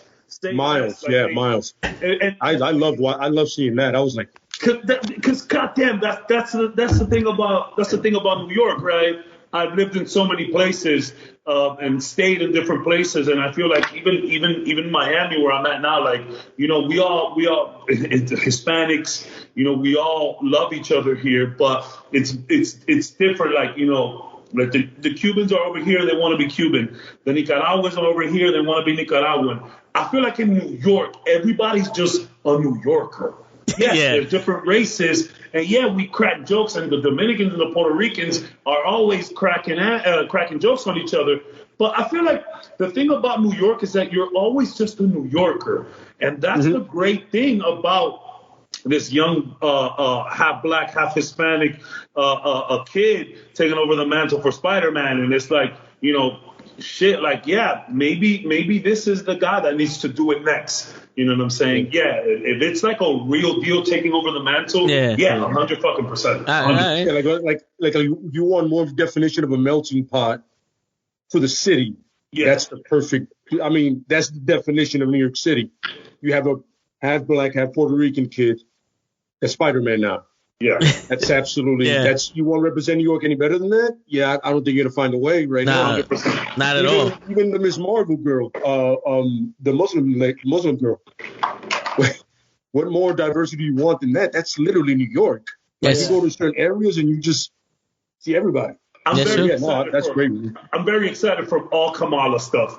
Yes, absolutely. To see some Kamala stuff, man. Yes. So that leads me to my next question. Besides Miles Morales, in DC and in DC, and Marvel, that's what I thought of next. What? I'm sorry. Where what other superhero is Spanish? So I looked that up. There is a. I think there's a. They just made her. She's a Boricua. I think it's like Super Borinquen or something like that. La Boricua? Saw her. But this is like I'm not joking. I think it's La Boricua. I'm not joking. I think it's La Borinquen or something. Yeah, La Borinqueña. La Borinqueña. La Borinqueña. She's essentially like Spider-Man and Superman put together. But this is like a graphic novel that they put out. I don't know if she's canon or anything like that. But isn't Miss America Miss Chavez, something Chavez? So that's a weird one because I think she is Spanish, but she's an alien. Technically, I don't think she's human. I think she's an alien, from right? a different world. Yeah. But like her parents are both women. Yeah. And I guess she's Hispanic there. She's Hispanic there. Blue Beetle. Yeah. Blue Beetle. Oh yeah, Reyes. Yeah. So there's in Marvel, there's White Tiger. That's right. The original White Puerto Tiger. Rican dude, and then his daughter took up the mantle. Okay. That's right. Yes, White Tiger. So I'm not hearing many DCs besides the Blue Beetle. There's in DC. There's Vibe, the guy from the Flash. Okay. There's him. The breakdancing. Well, yeah. I'm not gonna go Bane there. is some sort of Spanish, a little bit. And we do have what is it? Scarlet Spider. 2099. Oh Yeah. Miguel. Miguel, Yeah, right? Miguel. Yeah. Okay. Let me confirm that. Yo, Cap, who's the street magician that says that Doctor Strange don't know shit about magic? Miguel O'Hara. There we go, Miguel O'Hara. Dude, I can't. I've been trying to look that up. I can't for the life of me remember who the hell that is. And I just read this shit too, like 2 days ago. I gotta try to look that up. All right, we'll save that for later though. All right, so there are plenty of Hispanic heroes. All right, so that's comforting to hear. You know, so we need some Dominican ones, but you know that's a stretch. I'll take the Boricua. I'll take the Boricuas. I'll take it. I'm asking for too much. For a Dominican hero. You know some. Before we can fly. Gotta crawl before we can fly. But you know some. You're not asking for too much. How long has comics been around? Hundreds of years. You know, like, and in all honesty, what at most. But let's say 100 years now, 1920s. About you know. Yeah. Is it hard to ask for more fucking nationalities in comics? You have 100 years of writing this shit. We're not new. What I love about it, I was telling somebody this a while back, that the Phantom, right? Guy growing up in the jungles or something like that is a white guy. I go, really? That's the guy you're gonna pick? I don't know, the white guy in the jungles. Yeah. You know how unfit he is for that place? You gotta get a native, dude. Like a native should be Tarzan. the Phantom. A native, like, yo, who knows the jungle? Maybe that guy that's been living here for 15 years? Oh yeah. Probably good for that, right? That guy, right? Why is he not the Phantom? Just throwing it out there. I find it weird. Yeah, Tarzan's a white dude too. I'm not gonna get into that. I have a whole spiel about Tarzan that annoys the fuck out of me. I know gorillas looking like you're my man. I don't know what color that is, but you don't look nothing like him. You gotta die. That's a wolf. I just looked it up. Apparently, there is a Stigmata. She's Dominican, part of the X-Men universe. Okay. Oh, I need to see that. I gotta see. Yeah, it's interesting. Yeah, so she can activate various mutant powers by calling on particular saints. Yeah, see that. Wow, that is that makes sense. Yep. Say that. That's What about was right. the power again? Her power? Yeah, go ahead, Cap. You can say it. Go ahead. So she can call on various abilities depending on which saint she calls. Okay. Somebody dated a Dominican girl, and her mother did motherfuck the Saints. He was like, that's good. That's exactly what happened there. Yep. He's like, I got a character. That's exactly what happened there. I'm looking at her. Her real name is Ana Maria Magdalena Shorts. Damn. Magdalena. Dominican Republic. She Shorts is her last name too? Shorts. So she got to be Jewish in there. That's the white guy that messed with the Dominican race. That's how she got a citizenship. Yeah. Are you sure? Because Short sounds like a Spanish last name to me. We run in different Spanish circles, my friend. No. Now that I'm looking at her powers, I didn't hear what you said. Quite. She's calling Santos. Get the fuck out of here. Bro. Yeah. You know what happened there? The dude who came up with it was like, yo, dating a girl, like, oh, my mom does this with saints. Done. Who should call it? What saint is that? It's happening. And then he did his research afterwards to make that happen. They see all the candles with the saint pictures on them and shit. Yeah, he's also, okay, I see this. I got a character. And look, they refer to Saint Gabriel, which is like one of our big dogs. Like, that's one of our big santos. You know what I mean? There's like 100 statues of him like this big and then that big. And you see it in any Dominican household somewhere where he's stabbing a demon. her mother sold her to a Catholic orphanage. Jesus. She visits the Bronx St. Jude. I don't want to read this anymore. I don't want to read this anymore. Yeah. I'm going to get upset. I'm going to get upset. Yeah, I want to read the comic where she accidentally says Mary Mother Mary, and then just becomes pregnant out of nowhere. Yo, does she say que lo que at all? I'm really never going to, I'm upset. Yo, I hope, okay. yo, just be ready for when they make the movie and they cast a white girl to play her. No, they're going to cast a girl that she is Dominican, but she's lighter than Cap. Oh yeah. I'm okay. I'm okay with the gender and swapping. I'm okay, but like, man, can we just leave our Dominican hero alone? Like, if it were to ever happen, just please, can we have this? Just let us have it. You can make the first one about her and then change her to something else later, but we need at least one. Like, can Zoe Saldana be this hero? Like, you know what I'm saying? Yeah. Like, can we get Zoe on the... I know she's Gamora. I get it. But she's green there. Yeah. That is funny. She calls on the power of saints. You know what? Just cut this whole part out of the podcast. Just cut it. Before you put it on YouTube, just cut this shit. Just cut these last 5 minutes. What the fuck? She looks pretty bad. She looks like an X-Men. Yeah, she looks like an X-Men. She looks like Banshee. Get the whole like weird thing. That's funny. Anyway, sorry about that. No, that's all right. So that leads us into the next topic. That your favorite superhero attires or costumes. DC? Either one. So are we still doing the top 5, or did we do one? How we doing? You I got 5. You could do your top 5. Yes, top 5. You want to go, Cap? Because you already prepared for it. Yeah. Well, so here's the funny thing. I had a little bit of show and tell, but the damn things won't show up because I got the background. You got the background. Filter thing behind me. So there's one of them I have is Daredevil. There's a graphic novel called Secret War, in which the dictator some von something she was running Latveria when Dr. Doom left, and she was selling Doom technology to like B and C class heroes. So Nick Fury got together Spider-Man, Black Widow, Cap, Wolverine, Luke Cage, Daredevil, and this was the first time Daisy, what's her name? Quake showed up. And they went into Latveria and assassinated her to get her to stop.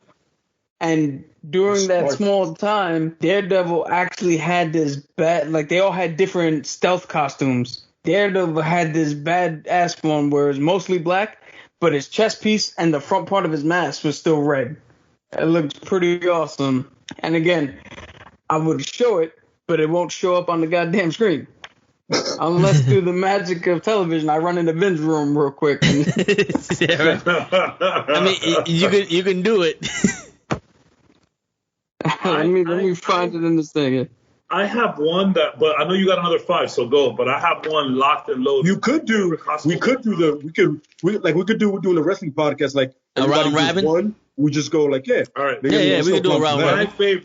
My favorite comic book costume of all time is Symbiote Spider-Man. Like I know it's cheap. No, that's never cheap. But I just love the difference from his regular costume and not that stupid shit from the movie with the webbings. All black. No Toby Grace. Insane. Oh, okay. Damn. Oh, I see that. Yeah. Yeah, that looks dope. Yeah. That's dope. I'm with that. That's dope. Yeah. I would have to say Wolverine's X-Force like stealth costume, where it's black and gray and then the eyes are red. I would definitely have to say that. Like the Black Ops, kind of like the Black Ops gear. I would definitely have to say that because Wolverine's already a badass, but then you put him in that, And you're just like, damn, son, I'm really afraid now. So I'm a definitely a fan. Any Black Ops costume, period, I'm with. Nah, I hear Because you. that means some shit's about to go down. Stealthy shit. Love that shit, yeah. This mission is about murder, and then we leave. Yeah, I was gonna say War Machine, but looking at this that very next page is this Spider-Man shit, and that shit looks fucking fire. I don't know if you can see it that well, but I can see that, yeah. Spider-Man has some of the best costumes, and not even, bro, dead ass, like, even like Spider-Gwen's outfit is badass. Spider-Gwen's outfit is dope, yo, like for real. I love the Scarlet Spider, not the one with the not that one, the one that's red and black. Yeah, that not dude. the one with the wings. Yeah, or the one with the hoodie. The other guy, like him, like with the red and black. That he has the. It's the same dude. He just changed his costume. Yeah, he just changed that costume. I like more than the hoodie. I was just like, you're not even trying now. Spider-Man sold his costume. What happened, bro? You didn't even try. But yeah, I really like that one that you just said. Yeah. It was dope. Yeah. It's a good outfit. I'm looking at it right now. It's a good outfit. 100%, man. Yeah. So mine was War Machine. So yeah, Cap, you're number 2. We'll do 3 each. So I have Eddie Brock as Anti-Venom. Ooh, nice. Is nice. Not only does the suit look cool with the reverse all white with the black logo, but just the fact of what it does. Like, it actually takes away sickness and poisons and stuff from your body. And they gave a different reason for Eddie Brock to go after Peter Parker. He wasn't trying to kill him. He sensed the venom, the radioactive spider shit in his veins, and he was trying to take it from him to save him. Jeez, that's dark. Yeah, this went down a dark path. It's DC, bro. Yeah, we started in a dark path. Really dark. Yeah. Really dark. Okay. Really dark. Is this damn that white Venom does look dope. Is this too much? Is this too try hard? Spawn? No. Absolutely not. Spawn's good. Absolutely not. That's my next. Gotta mention Spawn somewhere. Oh yeah. Yeah. I'm gonna say what I'm gonna say because I think this looks cool, and every time I wear the shirt, I feel cool. Nightwing. No matter when I wear that shirt, Nightwing's still awesome. Clean. It's just clean. The clean lines, the fact that even when he does the red one, the red one, still, I'm just I don't want the plunging neckline one from the 70s. I don't want none of that shit. Nightwing? You don't want that one? No, I don't want that. I want none of that. Nightwing? Okay, Nightwing or Terry McGinnis, Batman Beyond. Ooh, that's tough. You know what? I'm a fan of Terry McGinnis, but I'm a bigger fan of Nightwing. I still say Nightwing. I'm a bigger fan of Nightwing. Even though I do love that costume. I don't know about the high heels, but everything else I'm with. Throws me off a little bit. Go ahead, Tag. So, like I said, I'm not too privy on, but I know Superboy at one point was the Blue Lantern. And I liked how he looked in that. That's nice. Yeah. All right. I like that. You guys are making some callbacks. I got to get my DC game. No, I only know that because one Comic-Con me and Cap went to, we dressed up as the Lanterns. And my blue lantern was not Superboy's, but it was based off of. You posted those pictures. I think that was two. Ago. It was like 2 years ago, 3. Yeah, it wasn't. I remember you posted those pictures. 2 years ago. Yeah, it was. I had the leather vest, to emulate the Superboy version of the Blue Lantern. Well, actually, like the Superboy when he first came out with that leather jacket, I go, he looks like a douche. That makes sense. Yeah. The glasses and everything, he looks like a douchebag. He's young. He has no idea how much of a douche he looks like. It's true. I'm a fan of that. Cap, you're third. So is this third and final, or we doing 5? You got 5. You could do your 5. Yeah. So I'm gonna reach into 4. I got 4. All right. That's cool. I'm gonna reach into DC in this one, and just like I showed on the shirt before, Ted Kord's Blue Beetle. Yes. His costume looked dope as hell. With that, I am gonna say one of my legit favorite costume of all times. It's not much, but I do like the hooks here, Nightcrawler. Okay. Yeah. that's Yeah. a good one. Yeah. That's a good one. Whew. That Nightcrawler one threw me off a little bit. I apologize. Let me come back. Let me center myself. I hear you. I have a little question, a quick one. Yeah. Are we also considering the villains or just heroes? Yeah, of course. Okay. We can do All right. villains, of course. Okay, Villains all right. sometimes have the coolest costumes of all. Yeah, this is Omega true. Red is like top tier. Yeah. Oh yeah. It's funny, now that you say villain, I am a massive Magneto fan, and I never thought I would think purple was threatening in my entire life. Oh yeah. But between the helmet and how he rolls, Yeah. I mean, and he's the villain that said, yo, if I could, I would have dropped the whole city on Hitler. And I was like, you already won me, brother. You won me already. You want to drop a city on Hitler? I am in. Let's do this. I feel Yeah, you. definitely Magneto. But you know what's funny? The all-white version I actually really like too. Ooh. Like the alternate white, like he has an all-white thing going on. I'm a huge fan of that one too. But I have to go with the classic purple, you know, him levitating because apparently he doesn't like to walk. Yo, 100%. this is I mean, the man's old. He's from This the. is my favorite Magneto piece of property that I own. This is one of these old Marvel masterpieces from like '98 that they used to do the canvas one. Look at this beautiful card, bro. First of all, I want his leg day routine. That's the canvas one. Incredible. It's amazing. Bro, no, Magneto is a fantastic outfit. Yes. Maybe, and you know what's funny? Do like one of 5 hero 5 villains. Villain, yeah. One of the most complicated and layered characters in all of comics. And between Michael Fassbender and Ian McKellen, they both murdered it. Both amazing work. But no, I've always been I like Magneto because I don't feel bad for anybody he kills. I go, I get it. The man went through the Holocaust. I understand completely why he doesn't like people. No, I'm with you, bro. I'm with you. And, yo, we could spend the next podcast about the X-Men, and we could we could definitely talk about because I have some questions about them also. But so my next one will be Deathstroke. Ooh, okay. Yeah, I like Deathstroke. The Terminator. Yeah, man, that's awesome. That's a good one. I'm a huge fan of Deathstroke. Just because he's like that much better than people. Not tremendously, but he's like it's like Taskmaster, but better. Yeah. A little bit, yeah. I will be right back. I'm making another one. All right. Let me know if you need my fourth, because I got it. All right. Well, I just said Deathstroke as my third. Ooh, man. That's just, his outfit is just basically Deadpool in a mixed colorway. Yeah. That's why I like it. It's mixed colorway, yeah, for sure. Go ahead, Cap. Yeah. Yeah, Cap is up, right? Yep. So my fourth is Ghost Rider.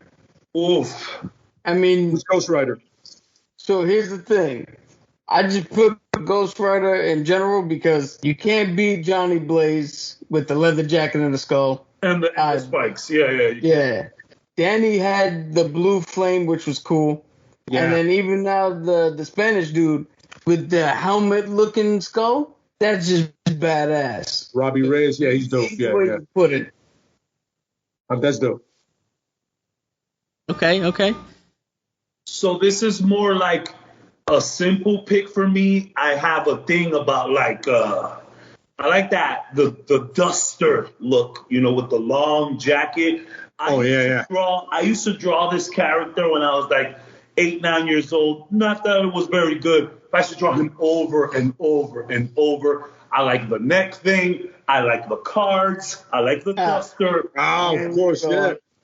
Gambit. We know. Gambit's one of my favorite looking heroes. He just look at a picture of Gambit right now and tell me he just doesn't look cool as fuck. He does, yeah. He does, yeah. It's funny. I never thought I would be a fan of somebody wearing so much pink, but he pulls it off. He pulls it off. Perfect for him. It works perfect for him. Oh yeah, absolutely. Well, mine's is pretty simple. Yo, it's funny. Yeah. That was gonna be my next one, but you know what? I got a replacement. Pretty simple, man. Yeah. 100%, man. Oh yeah. I have it on me. I it makes sense. I can relate and I get it 100%, man. Like nobody ever goes, yo, that Punisher sure looks stupid. Nobody's ever said that in history, ever. I'm like, yo, I know who that is. Even people that don't know comics go, I know who that. Everybody knows who the Punisher is. Oh yeah. Yeah. One shirt. It just takes one shirt. All right, so I'm gonna do it. Rogue. You know what? Rogue has a nice look to her. The leather jacket, brown. Clean. She looks like a pilot. She's like a fucking pilot, bro. Yeah. I know Rogue is. But the funny thing is, apparently she's a good pilot too. So it's like it makes sense. Like when they fly missions, she's the one that flies them. Jordan. She's always flying the bird. Yeah, she's always flying the bird. Her, Scott is her. It's her, Scott and Storm, like that order. By the way, I absolutely hate Cyclops. Just throw it out there. You know, it's funny. He was gonna be one of my picks. Nothing wrong with it. You can love Cyclops. You can hate Cyclops. It's okay, but respect the suit. Now, I do have a question. Cyclops with the jacket or without the jacket? Because he be wearing the jacket too. Without the jacket. Without the jacket. Because you know what? Rogue already has the jacket, and Gambit has the leather jacket. So does this kid Morph. Morph also has Morph, the jacket. yeah. That's a lot of leather jackets. It's a lot of leather. It's a lot of leather in the X-Men. Yeah, somebody got to give it up. For real. Cap, your fifth? You got your fifth and final one? Yeah, so my fifth and final one gotta be one of the biggest ones for me. Steve Rogers, his U.S. agent costume. Oh, I know exactly what that is. Good. As long as you don't say no, man, I'm with it. No, Look at the 70s and plungy necklines. What happened here? What did I miss? That disco era, man. Everybody was on drugs. That's true. Even Rogers? Well, technically, Rogers was on the greatest drug of all. True. That's a good one. Yes. He never got off that high. You know what's funny? I love that part. I love that part in Captain America: Winter Soldier. I think it's Winter Soldier. No, it's not. It's the first Avenger. It's Ultron. It's Ultron. Where he's like, oh, who would let a German scientist inject them with super serum to save their country? And just, elevator closes. He's going downstairs. Like, bitch, like, understand who I am too, you asshole. Like, I did the same fucking thing. Like, you know, people don't really realize when they say stuff like that. You know, no. Yeah, nice little callback. Well, so I thought that was a very cool line. Yeah. So I'll give you a last one. And again, this is a cop out, but I'm gonna keep the duster look. I like a long jacket. I just like that look, and just a nice sleek sword with some shades. I'm gonna give it a blade for number 5. Okay. Yes, I dig it. Gonna give it a blade for number 5. Okay. Can't go wrong with that one. I'm sure there is so much other dope outfits that we're missing, and I'm pretty sure everybody watching is like, yo, what the fuck? How the fuck are you forgetting this? I mean, no matter what we pick, it's going to happen. Oh, yeah. No matter what we pick, it's going to happen. Googling and thinking, and you know, so, but I really like the duster look. There's nothing cooler than a long jacket and just wind blowing. You know what I mean? Like, that's just, I hear you. Just good vibes. And then you got the Judge Dredd fucking sword that if it's not his hand, he's gonna blow up on you and shit. Some Castor Troy shit. Oh yeah. I love that's beautiful. Castor, he comes out of the car and just happens right at the right moment. I've always John Woo was like, whoa. Two of my most wanted to do cool moments is slide over a car on some action shit, like slide over the hood, and then come out of a car with the jacket and just have that shit flailing in the wind. I want like my own personal fan to like just fucking blow my clothes back a little bit, make me look cool, you know? Michael Jackson made a whole career of having his clothes blown back, you know what I mean? That's true. Yeah. What's going on, Krills? When I was in the military, we had our rain jackets that are kind of like dusters. And I was in a movie theater, and me and my boy the movie had ended, we were racing down the stairs, and I hopped over the fucking banister wall with my jacket, had it fly out, did like a little superhero landing. It was fucking badass. Everybody probably looked at me like I was a weirdo, but I was living it up. No, that made the news. I would be like, yes. You see, you remember that moment for the rest of your life. Oh, yeah. Like, there's just something cool about somebody in a duster. Even if the duster is fucking yellow, it still looks good. You know what I mean? Like you know what I'm coming out like Jubilee or something. Like anybody with, now granted, something happens to your duster when it's beige because you get that, you know, everybody thinks they're Stalker black. vibe, yeah. So I mean, maybe stay away from the beige long jackets, but like nice little dark leather jackets just makes you look badass, bro. yeah, I can't wait to see the new Blade, bro. Oh my goodness. It's funny, as you say that, my last one is Winter Soldier. Nothing screams assassin like his gear. His gear, yo, everything about his gear says assassin, between the gun in his back, everything, the metal arm. That's it. There's nothing else like I can be. I hear Nothing you. else but an assassin. So I'm a fan of it. You know what I'm saying? I felt like that arm should have been black, but, you know, whatever. It's never been caught. I mean, it was black in the movie and in the TV show, right? It's blue, I think. Blue's blue. But it's still darker. Oh, yeah. It's still darker. That's true. I'll go with it, yeah. My last one would be Sinister. Oh, okay. Yeah, just because he's one of my favorite bad guys. Like, you like Magneto, I always love Sinister. You know? I love Magneto, but yeah, Sinister is dope. Man, I really thought we were gonna get some Sinister sick shit happening with Spider-Man. I really thought there was a lot of in the X-Men movies when we got a little bit of Weapon X. Yes. During that shit. That's all Sinister shit, and that scene where it says Sinister Labs, some shit like that on the It's the Estes Corporation. I really thought we were gonna get some of that Sinister Six stuff, man. You never know. You never know. So, hey man, listen. When Vulture sees Scorpion and they start talking, and then at the end of Morbius, and now we know that Kraven is already on the way. yeah, are they gonna do it? Are they gonna do They it? should. I mean, don't plant the seeds, but it's Sony, not Marvel. Marvel plants seeds. Eventually, they grow. This is Sony. I have too much faith in Sony. Fucking hanging for years, like whatever, forget that. God damn it! They can't make Doctor Doom. It was supposed to be worried about Sinister with this shit. I'm not gonna get into Dr. Doom. One of my favorite villains. I don't know what the fuck that was. That's one of Cap's favorite villains, also.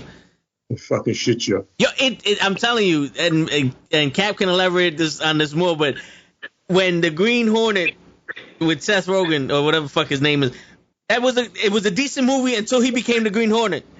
And Fan Four Stick was a decent movie until they showed Doom. Then it was like, phew, turn it off. It's like Full Metal Jacket. Once they get out of the fucking the training, turn off the movie. The boot camp, yeah, turn off the movie. But then that's the thing about these comic book movies, that they it's so easy to fuck up a villain. I think it's easier to fuck up a villain than it is to fuck up a hero.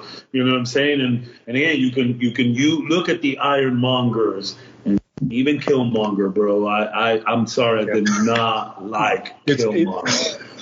It's funny because I said it before in the other one. Yo, to put Killmonger over Bucky, over Winter Soldier is fucking batshit to me. People were putting him over Thanos. Yes, crazy. Why? He was a whining, emotional little bitch. Because of that one line. These other two people are taking care of business. Because of that one line where he said, "My ancestors would rather die and to see them become slaves." It's a good line. It's a good line. But that's the reason why everybody puts him over, because of that one line. Doesn't make him a better villain than the other two. It doesn't. But that's where the bias comes in. I'll tell you this. You know what's a better line than that from Bucky? I remember all of them. 100%. Way better line. Oh, yeah. Way better line. Especially in the context. Hell yeah. Yeah, it was like, when he's telling Iron Man, he's like, I remember all of them. I don't know what he said. If I can remember, he goes, yo, I don't know what, my man, I live with this. You remember killing her? My man goes, I remember all of them. I said, goddamn, Bucky, my bad. I'm hurting for you, Buck. Don't worry, it's okay, man. I love Bucky. I love Bucky. I love the arc. I love I see that we're just gonna turn every podcast into a Marvel podcast. I already see that shit. When DC pulls out a fucking good franchise worth of movies, then come holler at us. I have hope for this new Suicide Squad. It's getting great reviews. Okay, so tomorrow we're gonna do the first one. We're gonna do the first Suicide Squad tomorrow. We'll get into that, but I'm gonna just say this one thing: Batman versus Superman. You can ask my brother Cap. I said this can potentially wipe out anything Marvel's gonna do because the two most known heroes in the history of knowing heroes is Batman and Superman. Are duking it out. And you put that live action in this time when they just had Iron Man and all the other ones, and those are dope movies. This can potentially destroy the Avengers and any momentum that Marvel had. And they turned around and said, gotcha, April Fools. This is just a Lois Lane movie. And then Justice League comes out, and I'm like, maybe they saw something different. And they said, got you. This is a Lois Lane movie. And then we said, all right, yo, Lois Lane ain't in the Suicide Squad. It's a fact. We looked it up. IMDb'd it. Lois Lane's nowhere near Suicide Squad. This is what's going to save him. No. This is a Will Smith movie. And then it's like Harley Quinn. It was a Harley Quinn movie. It was a Harley Quinn movie. It was, but rewatching it, we'll get into this more tomorrow. I feel like Will stole that show. But the Harley Quinn movie with the Birds of Prey shit, it felt like this is the Batman movie I wanted. We just can't afford to put Batman in it. You know what I'm saying? Really? I haven't watched it. I haven't even watched. Should I watch it? Yes. It's really good. Especially for a Harley Quinn movie, yes. Because I think she's better in that movie than the Suicide Squad one. Should have definitely got a different name. I don't know about the Birds of Prey shit. I didn't see any Birds of Prey. I saw a bunch of bullshit. I saw a bunch of people that have the names of the Birds of Prey. None of them were it. None of them were them. Technically, that movie's name is Harley Quinn and Birds of Prey, the Emancipation of One Harley Quinzel, some shit like that. Yeah, the annexation of Puerto Rico or some shit. The whole point of it is that no one was at a Birds of Prey movie. I'm sorry. No, yeah. So if DC actually made watchable movies, we would be talking about them a lot more than you know. I think this new Suicide Squad. I think this is gonna be the one that you're talking about. This is gonna be the breakthrough. I have high hopes, man. I have high hopes. To be honest, I'm more hyped for this movie than I was watching Black Widow, than I am for Shang-Chi. Even though I can't wait to see that one. Okay, we should see. So Shang-Chi, like, again, it came out of nowhere, and we spoke about it last time. You know, there's a lot of shit with Shang-Chi that you gotta change for the theatrical release, because that shit was hella racist. But once you start looking at the Easter egg videos, and then you see Abomination, and then you start thinking Thunderbolts and all of that shit. Yes, but I really, honestly, like, I bash on DC, not because I want to, because I'm disappointed. Like, that's what DC and well, that's what Marvel fans need to understand. Like, the average person that doesn't like DC is because they're so hopeful of these household superhero names that they've been hearing forever. You fuck up, and your Man of Steel was not a bad movie. It wasn't. Bro. I liked Man of Steel. I liked it, but again, it's problems. And Shazam is the Thor Ragnarok of the DCU. Like, it's fun. It's lighthearted. All of the extra Shazams at the end was a little weird, but I mean, it's just, it is what it is. But it's that we're rooting for them, bro. DC, we're rooting for you. We want you to do something good. If you needed to hire John Cena to make your movie good, well then, goddamn, I hope it works. Because I've been hearing a lot of good reviews, and I'm very hopeful. Yeah. That's a touchy subject with Tony. That's a touchy subject for John Cena. I don't like his acting. I don't either. No. He doesn't like him in general. Yeah. Well, that's your wrestling bullshit. No. That's your wrestling stuff. Hold on. First off, wrestling is real, all right? It is. No. But, all right, no. Inside the ring and anything that has a WWE logo on it, I don't like this motherfucker. I'll give him the benefit of the doubt as an actor. I'm just going to say, anyone could have did what he did in Fast 9. 100%. He didn't do nothing spectacular. So, in this movie, after seeing that, I saw him in the Fireman movie with John Leguizamo. It was like he has charisma. I see it as all right, but I'm not banking on him to save the Suicide Squad. No. You know, Idris Alba. I feel you. To be fair, only John Cena is not going to save your movie, you know? I hear you. I hear you. But it's like, when I heard that he was in there, I was like, all right, whatever. Keep him away from Marvel, and we'll be happy. I'll be happy. Keep him away from Marvel. Wow. You'll see. John Cena's going to be he's going to be the MCU juggernaut, and you're going to throw up. Yeah, and then Squirrel Girl's gonna beat the shit out of him, and then I'll fucking be happy. I walk out that movie with a raging fucking boner and shit. You know what's crazy? you know in Deadpool how they did a juggernaut with it was like all CG. Yeah. I kind of want that for Wolverine. I don't want Wolverine to be a real person. I want Wolverine to be extremely small in stature, wide, hairy, stinky. I want to smell him through the screen. I could be Wolverine. Wolverine is coming in the next scene. I can smell him out of the TV. That's what I want. I want a CG Wolverine. It's like beer and cigars. Look like Wolverine because, again, and my man's, what's his name? I always... Pretty boy Wolverine from Logan. Hugh Jackman? Hugh Jackman. How did I forget his name? Hugh Jackman is a great Wolverine, but he was a little pretty, a little tall, a little too much crying. I want to see. I don't give a fuck what just happened, Wolverine. I want to see a small, hairy, disgusting Wolverine. I want to see him stab sausages with his fucking claws and just eat them. You know, that's what I want. That's what I want. I want nasty Wolverine. It'd be kind of cool. Sorry for... No. Would you want that to be for Sabretooth also? Yes. 100%. Yes. And just have these motherfuckers CG fight. No, make it look good, though. Make it look good. No, yeah. Juggernaut look Black good. Panther. No Black Panther. No Black Panther. Because Black Panther CG's horrible. That was terrible. Or Matrix 3. Or Matrix 3. Ugh. Oh, you talking about that Super Saiyan fight? You guys weren't a fan of that? I like the last fight scene of the Matrix 3. That's what it turned into, a Super Saiyan fight. Yeah. It really was Dragon Ball. I saw it. I was like, wait, I've seen this before. Except I'm not watching 3 episodes of him getting the spirit bomb together. And somehow nobody attacks him. Get him now.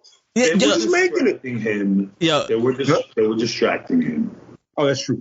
They were distracting Nappa and Vegeta. For 3 days.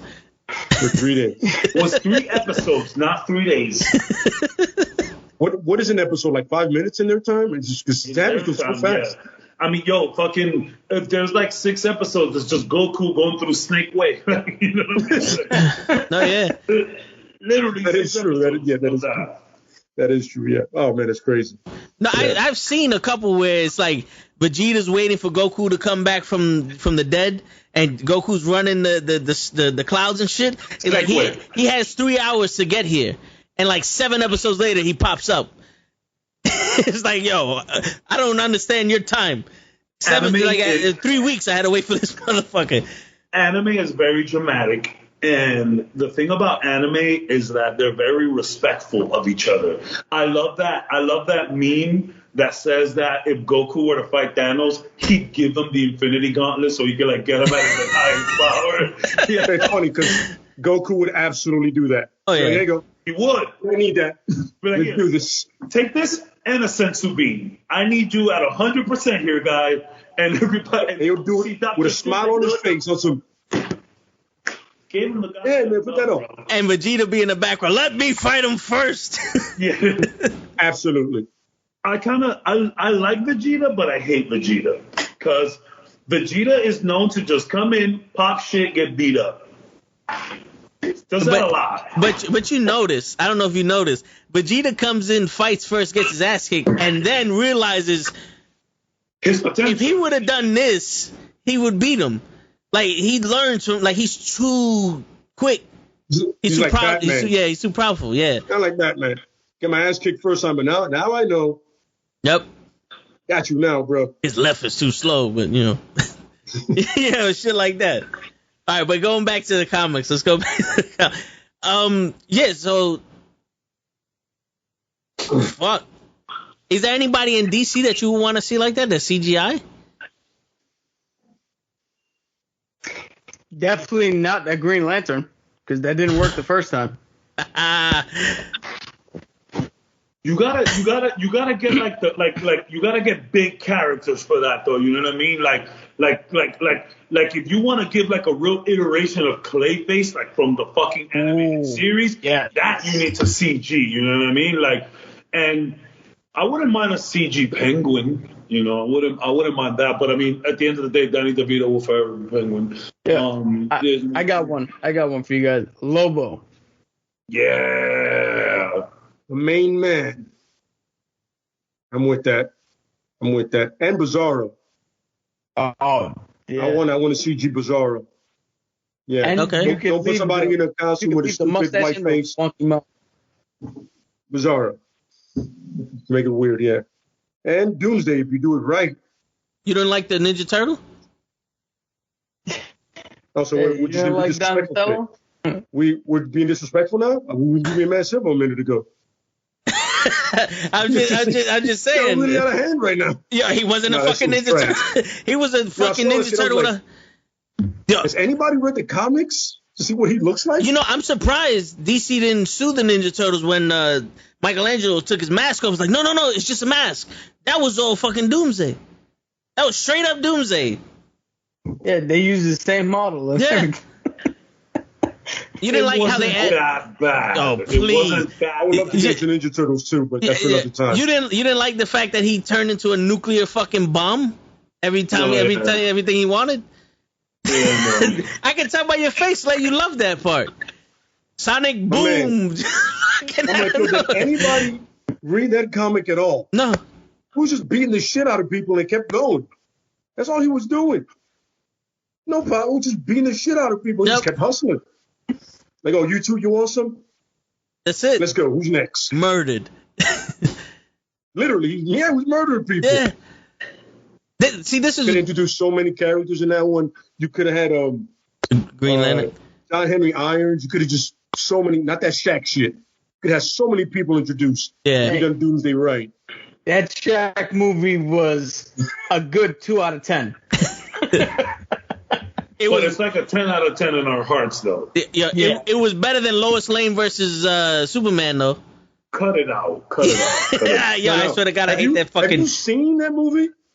Yeah, I've seen it. I have. I've seen it. Because I've seen it. I've seen it. For the Shaq one?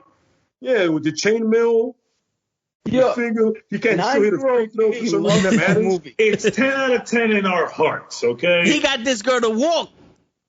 At the end, he got this girl to walk. It's 10 out of 10 in our hearts. Yeah. You got to admit this. It's better than Kazam. Man of Steel Kazam. That's what I'm better than what? Kazam. It's better than Kazam.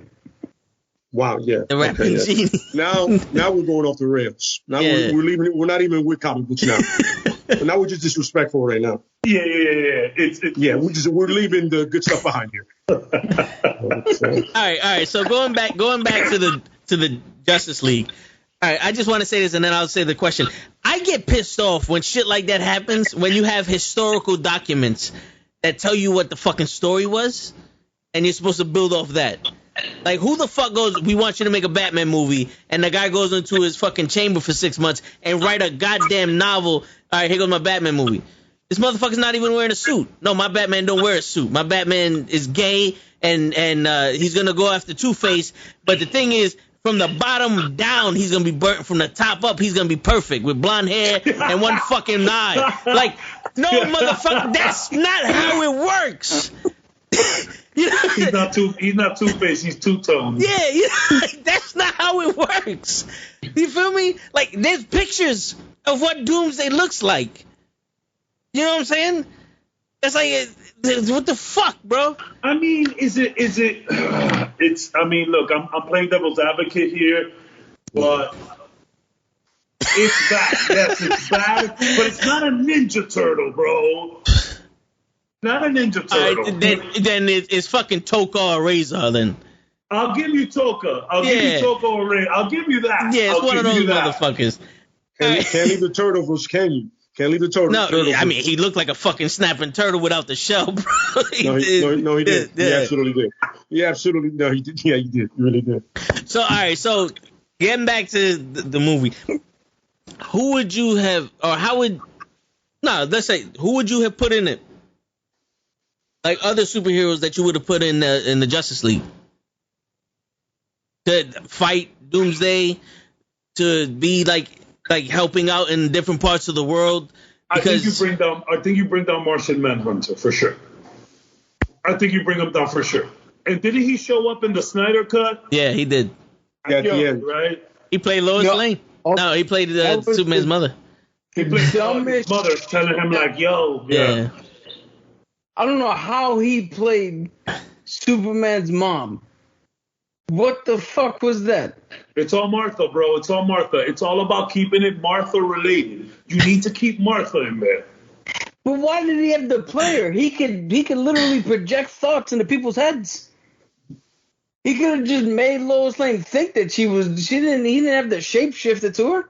It was for the subterfuge of the audience. It was just to trick us. But it just, that's the thing. Like, yo, when DC's writing shit, they're like, oh, this is going to be fucking great, bro. But then it happens and it's like, did any of you guys really think of this? Like, did you guys watch what happened afterwards and still felt the same? Did you get a second opinion? Yeah.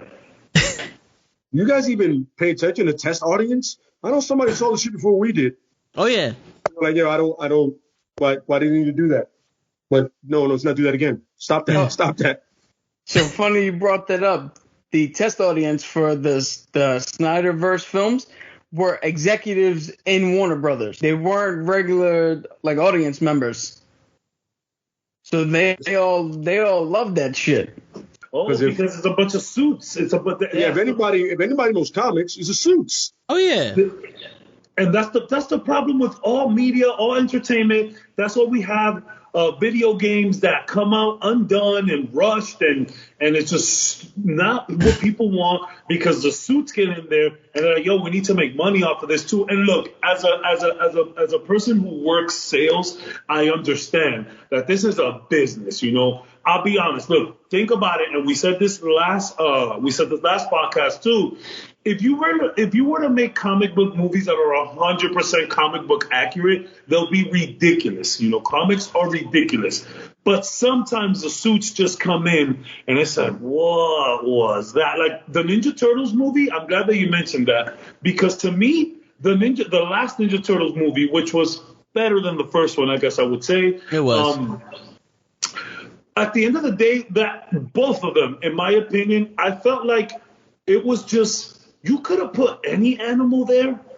It could have been Teenage Mutant Ninja Wolves, and I wouldn't have fucking noticed or cared. You know what I'm saying? It could have been Teenage Mutant Ninja Whales. I wouldn't have given a fuck. Now, what I really would want to see is Teenage Mutant Ninja Sharks. You know what I'm saying?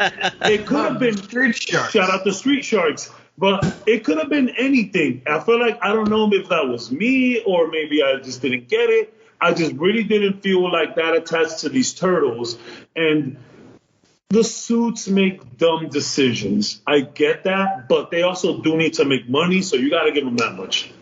Yeah. I mean, I get it, but don't let that be the test audience. It's terrible. Yeah. You got to be like, yo, listen, don't let them be the guys. You're going to be like, yeah, listen, we love anything that don't make us money. Yeah, that's true. Okay, I get that, but can we have somebody that actually wants to see this stuff? You know, you guys are just awesome. Yeah, man, whatever, pass it through. It's a shit show. Yeah, whatever, do it. You know what it is? Is they said Ninja Turtles. This reminds me of Transformers, and Transformers was a hit. Throw it out there. And the Justice League movie. Hey, it's a bunch of guys in costumes fucking up a turtle. Marvel's People, doing it. yeah. They beat up Marvel's doing purple guys and big metal guys with their costumes on. Fuck it, it works. But Make it happen. They're the type But of assholes that have a $50 million home with a 36-inch TV. Those fucking cocksuckers. it's trickle down effects though. It's trickle down effects because the suits kind of did that to. Speaking of the turtles, the turtles are original turtles is like troubling. Like they were all in red and they were killing human beings. They were. It was some fine murder. Yeah, it was murder. Yeah, it was murder. So for the show, they're like, hey, we're gonna differentiate these guys a little bit. We're gonna put a couple colors on them, all right? And they're going to kill like soldiers, like robotic soldiers. I mean, the Foot is just robotic soldiers. That's what the Foot really is. So. And then what happens after that is that now we trickle that down to the movies. And it's just a whole trickle down effect until and I don't know if it's passion because I'm not going to say that Marvel has done everything correct, but they've done the most correct in terms of live action adaptations, Yeah, but to piggyback off a little bit about your Ninja Turtle thing, the original 1991 Ninja Turtles movie is one of the best movies you could see. It's so dark. It's so dark. Yeah, but it has to be though. Yeah. Like basically what you say with the original source material, that's the only way that 4 talking teenage turtles doesn't look so ridiculous. Is you got to kind of take it a little seriously. Yeah, and then you have one human with a hockey mask. Yo, Casey Jones is badass. I will not let you besmirch his name. I'm not doing that. No, you're getting it wrong. I absolutely love Casey. I'm talking about the Casey. I'm talking about when Arrow was Casey. I was like, who the fuck is this guy? I don't know who he is, but what is he doing in this movie? I didn't know this was a crossover. Did I miss that? He was the Mighty Ducks. Like, Green Arrow's in this? You're horrible, Casey Jones. Horrible. That's what get the other guy back. He's bald now, and I'll still take him. Oh yeah, that's what they got. Stephen Amell was Casey Jones. Yeah, Stephen Amell was Casey Jones. Yeah, in the second one. Yes, I didn't see the second one. Did you see the first one? I saw the first one. That's why I didn't see the second one. Did I learn my lesson? Word. Yeah, man, I saw him and I was like, that's a terrible Casey Jones. Let's not do this again. Yeah. Not do that again. All right, so getting back to the Justice League. All right, so who would you have put in it? And I guess another caveat is like, what would you have changed to make it a little better? I know, all right, Cabs, you said Marvin the Manhunter, and we went on that whole tangent. What would you have changed to make it better? Like, what would you want to see? Just more focus on like the heroes and not necessarily the lives that they live. You know what I mean? Like, I think so. That's a problem that all of these movies have, that balance between, the real life, the hero life, you need to, like Tony Stark. Tony Stark is a hero that we need to see his human side. You know what I'm saying? But like somebody like Captain America, we didn't see his human side until it was pushed in Winter Soldier. And even then, it was still just all his shit. I feel like you got to show more hero stuff. That's the thing. Again, it's just so hard because if we were talking about Marvel, I can tell you a million things to make every Marvel movie better. You know what I'm saying? But when you talk about DC, it's like you think about these characters and you tell yourself like, man, this should just work. I think that's the real problem with DC because you're like, all right, we're going to make a Superman movie. You're like, yo, easy. Just make this strong guy fucking destroying everything. And it's like, yeah, but we still need to do something to it. So I feel like Batman and Superman at this point, it's like, we don't need anything else. We just need them to fucking collide. We don't need anything else. We know so much about these two guys already, bro. Just fucking make them collide the entire fucking movie. Just man. And it's like, well, Superman is a little stronger than Batman, so that might not work. No, because Batman is here to outsmart it. If we could have had a whole movie of like Tom and Jerry, where, I guess you could call Batman Jerry and Superman Tom. And it's just more battling between them and less like internal conflict. I think it could have been a little better. Yeah, I can see that as well. Yeah. So like, we don't need origin stories for these two individuals. Everybody knows them. Yeah. I don't care how much of a comic fan you're not. You know the story. Keep Lois Lane out. Keep the parents out. Yep. This is Batman is just like, bro, I told you, this guy's fucking nuts. I told you he's a fucking weirdo. I'm going to take him out before it gets bad. I'm going to take him out. I'm just going to do it. And I think if it would have just been a whole 2.5 hours of these motherfuckers trying to kill each other, it would have been great. That would have been spectacular. Oh, yeah. Agreed, yeah. I think sometimes you just overthink yourself and overcomplicate yourself. You're just like, yo, just make it simple, son. It's on the pages. Let them fight. That's it. Batman has to go back and rethink things. Superman has to go back and rethink things, different strategies. At the end of the day, I don't give a shit about anybody else but these. If you put Batman versus Superman, that's all I care about. Yeah, because that's the thing. And Tags says this all the freaking time. Like, yo, I want that for Batman versus Superman. What is this Lois Lane? What is this mom shit? Like, we didn't need any of that. We didn't need any of it. Yeah. I understand. I hear you. So, okay, the first Bat flick that we ever had was Batman versus Superman? Yes. Yeah. Yes. That also might have been a thing. I think it was just a little too jarring for people. Maybe we needed one Batfleck movie on his own to lead up to it, maybe. Yeah, in order to get comfortable, yeah. I can see that. I'll tell you this, though. The parts where Batman was basically introducing himself as, like, Ben Affleck was introducing himself as Batman in that movie was phenomenal. Yeah, that warehouse fight scene and all that other shit. Instantly, I was like, yo, this is my Batman. This is the Batman I know and love type shit. The video game fighting style, his look.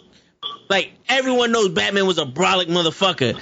And then to have Christian Bale, a skinny dude, is like, I get it. But Ben Affleck was huge. Like, this is the Batman. They made him look big. Yeah, this is my Batman. And then, the whole bullshit is like, it's like Spider-Man. We don't never need another Spider-Man movie where they talk about Uncle Ben dying. No, we get it. That's what this one got right. Yeah. The new one's got that right. Yeah. He said, he died. Rest in peace, Uncle Ben, and fucking Bruce Wayne's parents. Rest in fucking peace. We don't need to know that no more. If you don't know that they died, don't watch this movie. Yeah, for real. Don't watch the movie. I agree. Yeah. I agree. 100%, yeah. Absolutely. Yeah. But I would have liked to seen maybe just one solo Batman, not even explaining the origin. Yeah. So that's the thing about Ben Affleck.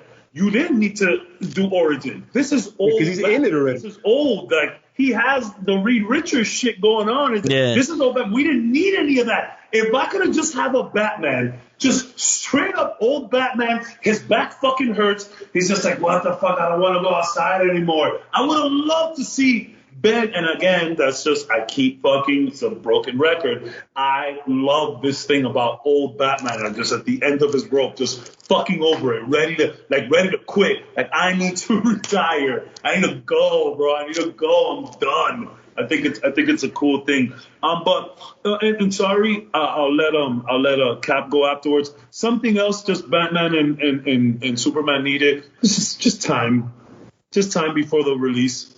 We didn't need to catch up to MCU. MCU have been doing their thing for 10 years. You could have done, I honestly think a solo Batman movie would have probably been better than Batman versus Superman. I think it would have been, me personally. No, I hear you.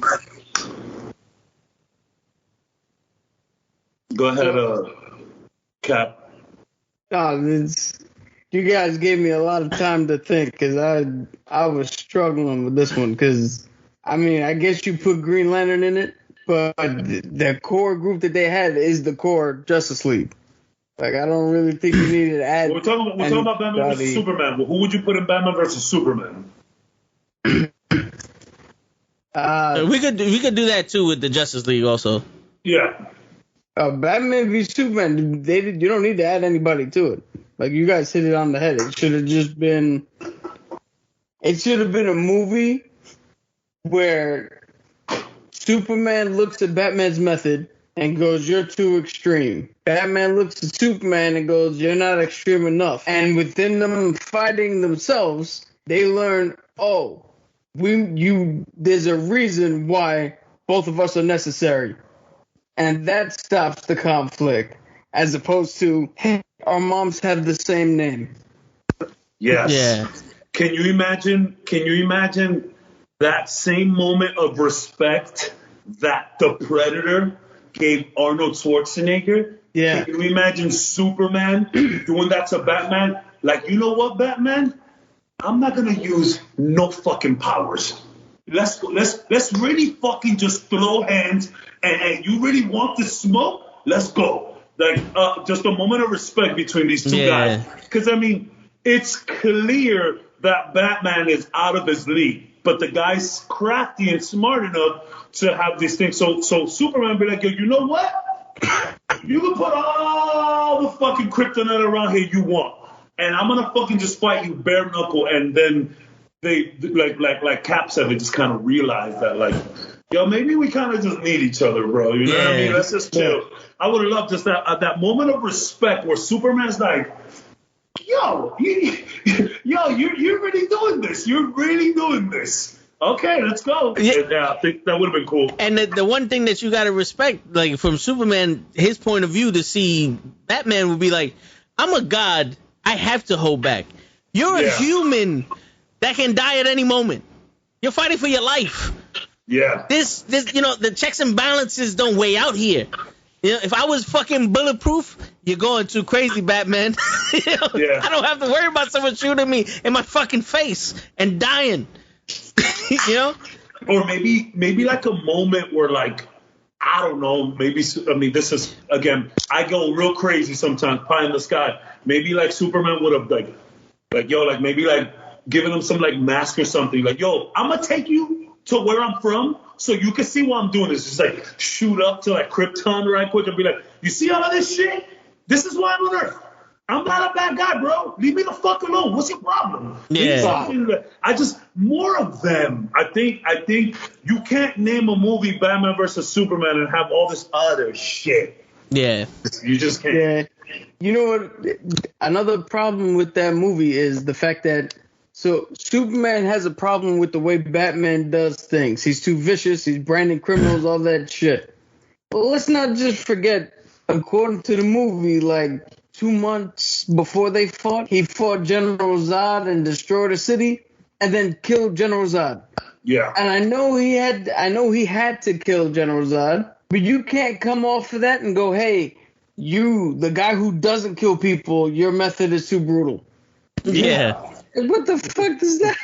Yeah. Yo, you broke a guy's neck so hard, it was a sonic boom. Everybody heard it. In the streets. In the streets. Right on Front Street. It was on Broadway, bro. It was on Broadway.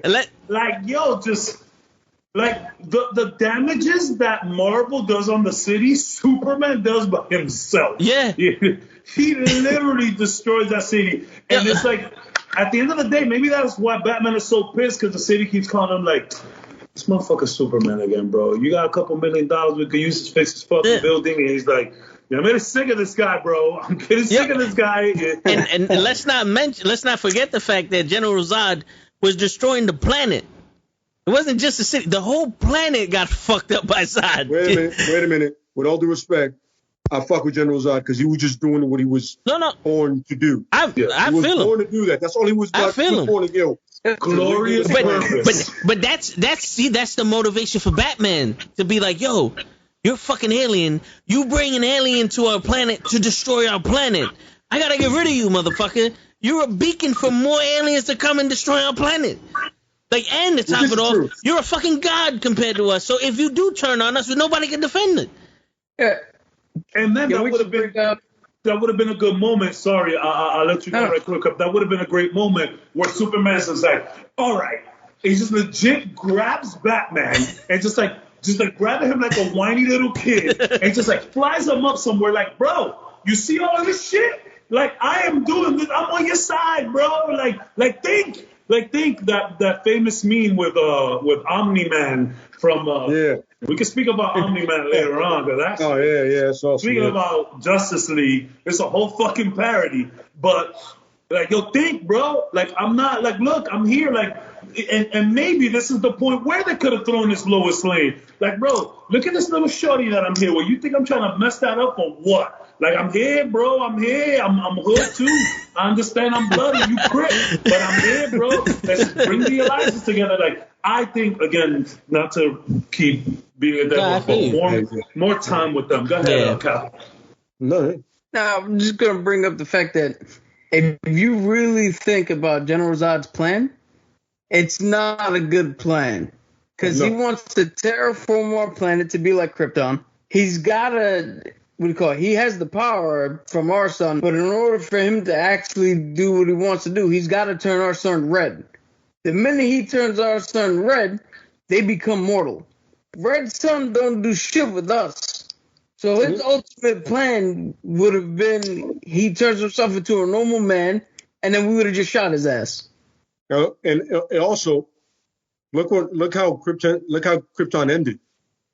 Yeah. Just throw it out there.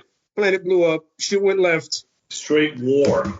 Yeah. Let's go ahead and not repeat that cycle. No, I hear you. You know what I'm saying? But I'm just saying is I understand where he was coming from. Yeah. Like, yo, I was born to do this. This is all I was born to do. Glorious After this shit, I will bother nobody. I'll just go away. But I was born to do this. Yeah. That's it. So like, do you wanna say how you would change Batman vs Superman, or who would you add to it? Or?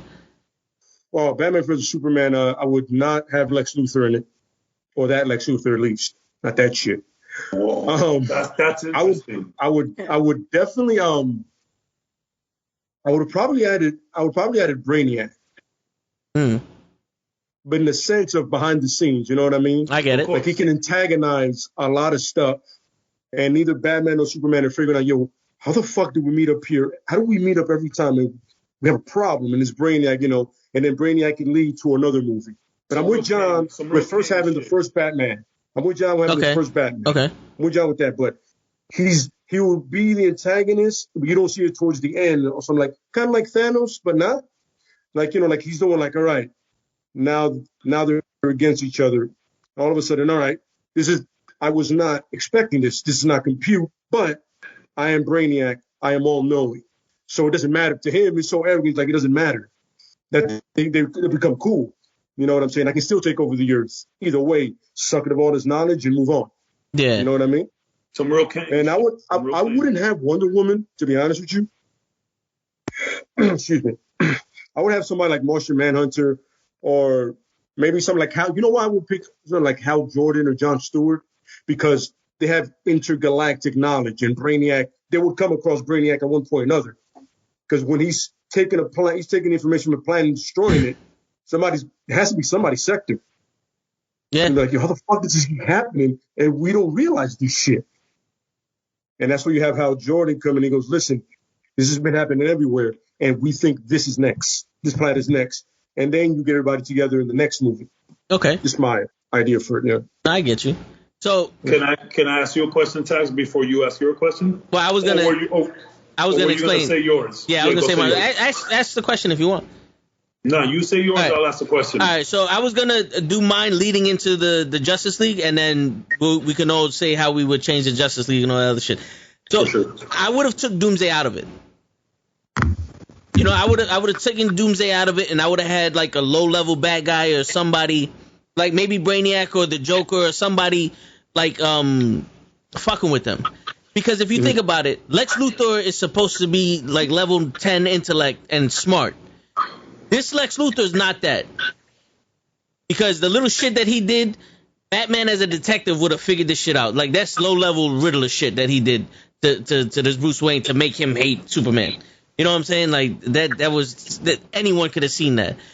And I would have had them fight. But I would have started off the Justice League with Doomsday coming.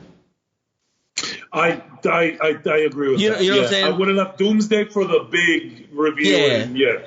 I would have taken out Wonder Woman, but I would have loved to have like another, like a Green Lantern or someone else there to split them up. You know, someone who's like a Green Lantern would split them up. Like, yo, listen, like because he can handle Superman, Green Lantern in some form of capacity. And, you know, he could stop Batman with his ring and shit, but he split him up with Martian Manhunter, like, yo, stop because there's a threat coming. You feel me?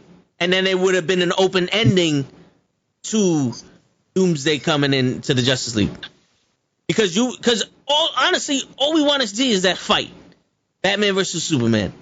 You know, it can start off with Batman going after Two-Face or the Penguin, and, you know, Superman going after a low-level guy on his thing, and you know, it's one of those things. It's like in the news, Superman's, you know, this big thing, and Batman, you can see Batman hates him when, you know, he catches him on the TV. He pulls in the Penguin and all that other shit, and then you see all the superheroes. You could see Bane, you know, being hired to go after Batman, you know, or, you know, like the Two-Face trying to get out of jail, the Joker just laughing his ass off. You know, and then Batman does some crazy shit, and Superman's like, yo, nah, fuck this. I gotta go to Gotham because this shit is too hectic right now. And then they could fight. You know what I'm saying? And then I would have like the Justice League where when Superman dies, have the Joker be like, no one's killing this nigga but me.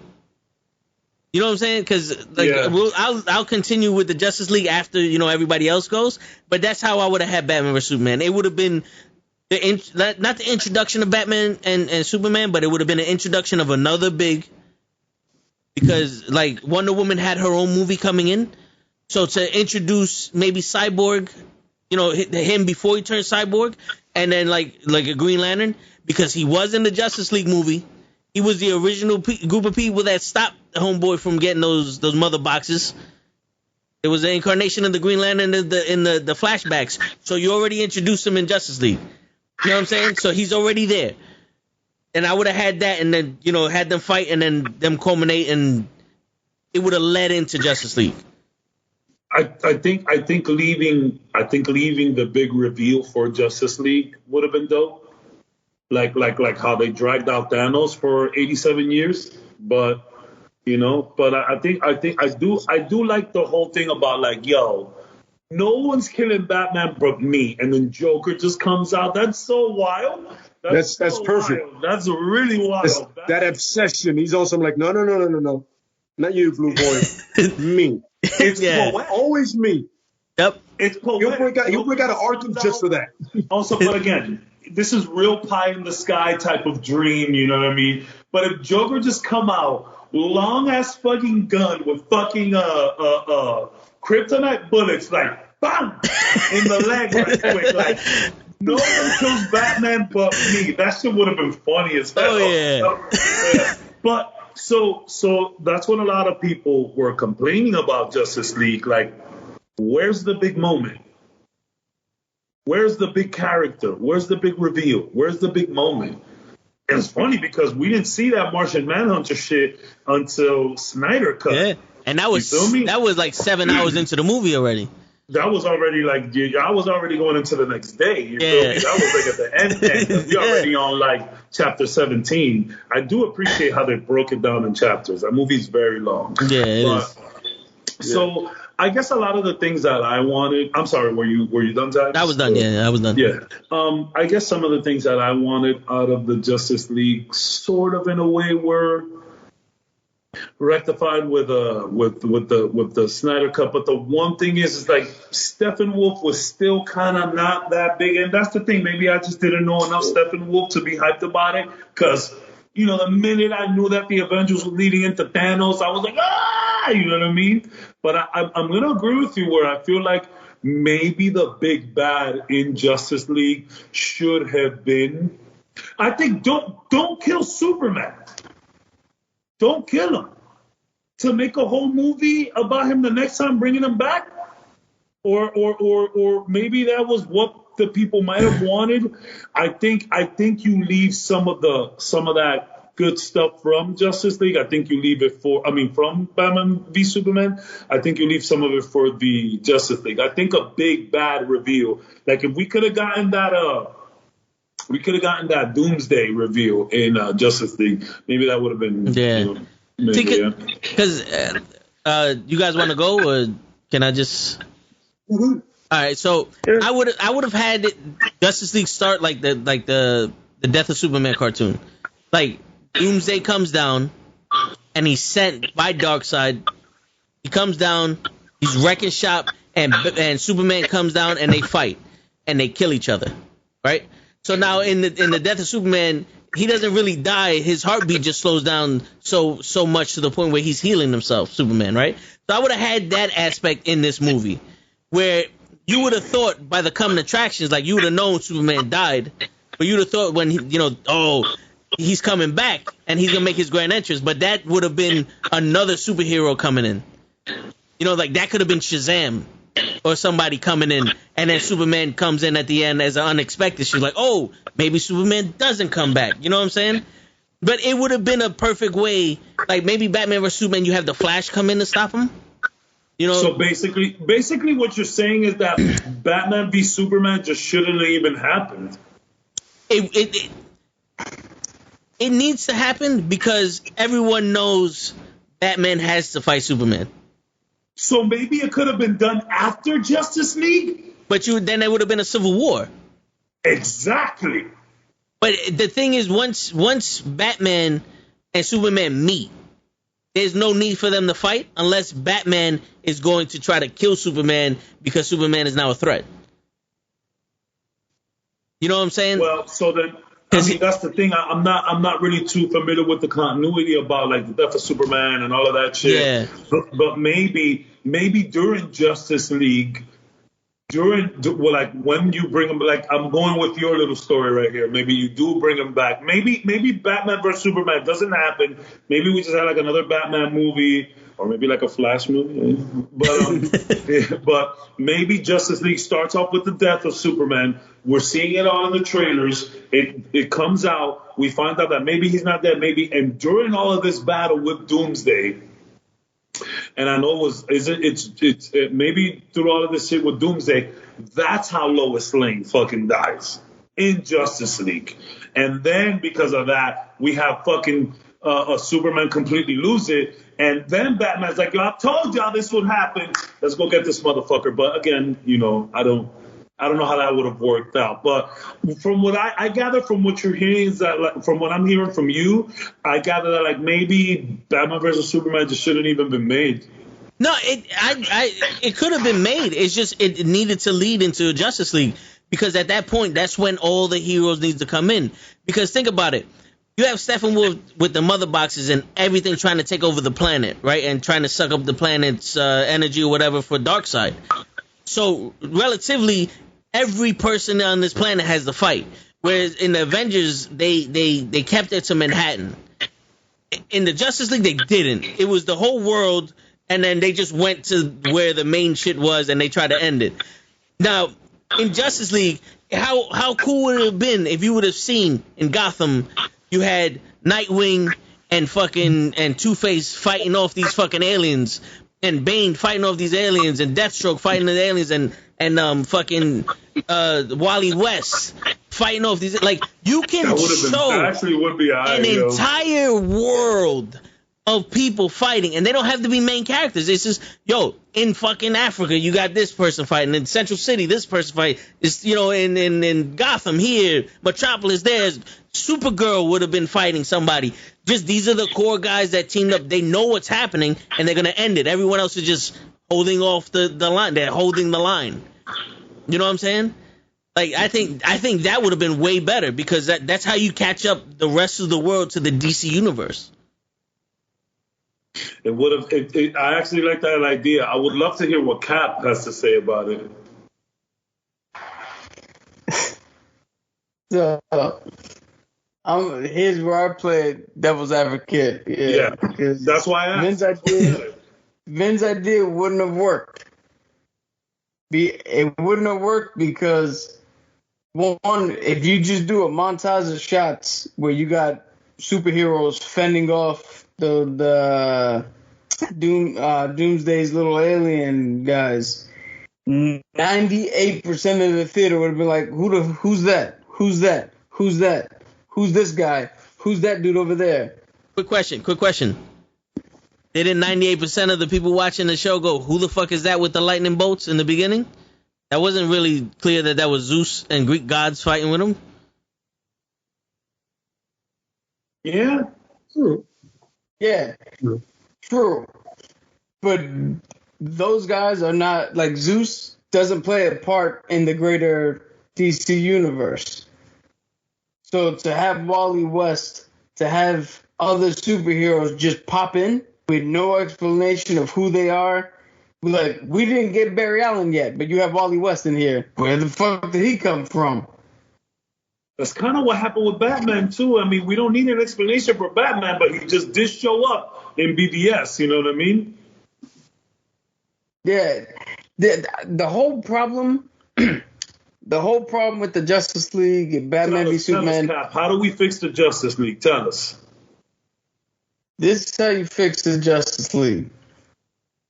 You don't do a movie that looks like Endgame.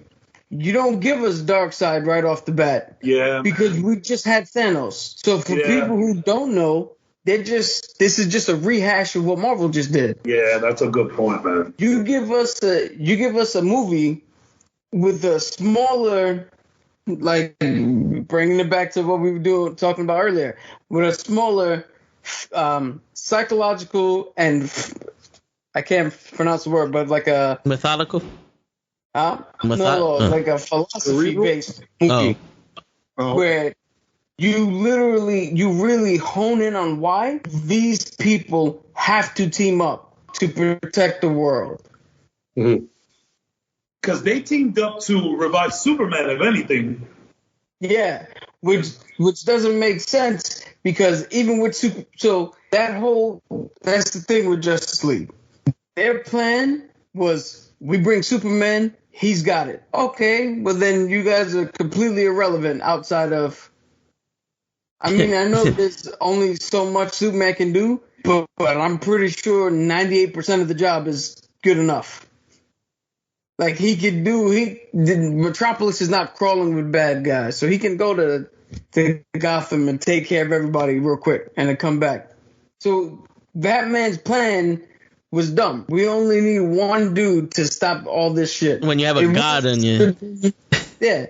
It should have been a movie about why these specific people need to come together. And even if they don't like each other, even if they don't, they don't want to team together, they all realize that there's something bigger when we are all together. And then plant the seed for Darkseid coming down the line. Then do Doomsday and the death of Superman, because having that, when Superman died at the end of Dawn of Justice, who gave a shit? He was coming back. They're doing Justice League. He's in the poster. But if you would have gave us a movie where Batman and Superman fought each other and realized, you know what? We actually need each other. And then you get a second movie where Batman and Superman are like, shit, we're going to need more. So let's bring in Wonder Woman, Flash, Green Lantern. Let's find these people and show the world and show everybody here that, yeah, you can do your individual things, but together, nothing can stop us. Then Superman dies from Doomsday. And they're like, oh shit, what do we do? Then they figure out a way to stop Doomsday. Then Darkseid comes. And maybe somebody like Flash or something, I'll run back in time and get Superman. Or then you start bringing him back. And it would have been such a bigger impact when Superman finally rejoins, because we had that big reveal that I was mentioning earlier. That big moment, yeah? Yeah. We would have had 3 movies that showed us why we should care about these guys. Because to be honest, the original cut, I didn't give a shit about Flash. The Snyder made Flash even worse. Oh, yeah. Yeah, man. I did not like Flash in the Snyder cut. I didn't. It's funny, it's sad. You could tell that was like when they were in the like you could tell that Snyder cut when they were in the meeting room or whenever they wanted to release all of this Flash footage. It's like you could tell that they threw the dart at the dartboard when it comes to Flash and was like, bro, we need some Flash. And then they have them playing with the puppies, and it's like it's easy to have someone lovable when they're playing with like cats or dogs. It's like, and again, I did appreciate it, but yeah, there was just something weird about necessary. Flash. Yeah, there was something weird about Flash. Yeah, I get it, and I guess it just drowns out. I guess Cyborg had a really good like. I like what they showed with Cyborg. He got a little bit more action. I guess we didn't need to see much. I'm telling you, from what I gather, it's what we've been saying about the entire time. I think Cap just put the stamp on it. It's just Justice League was DCU was just too worried with catching up. If we would have had BVS and then Justice League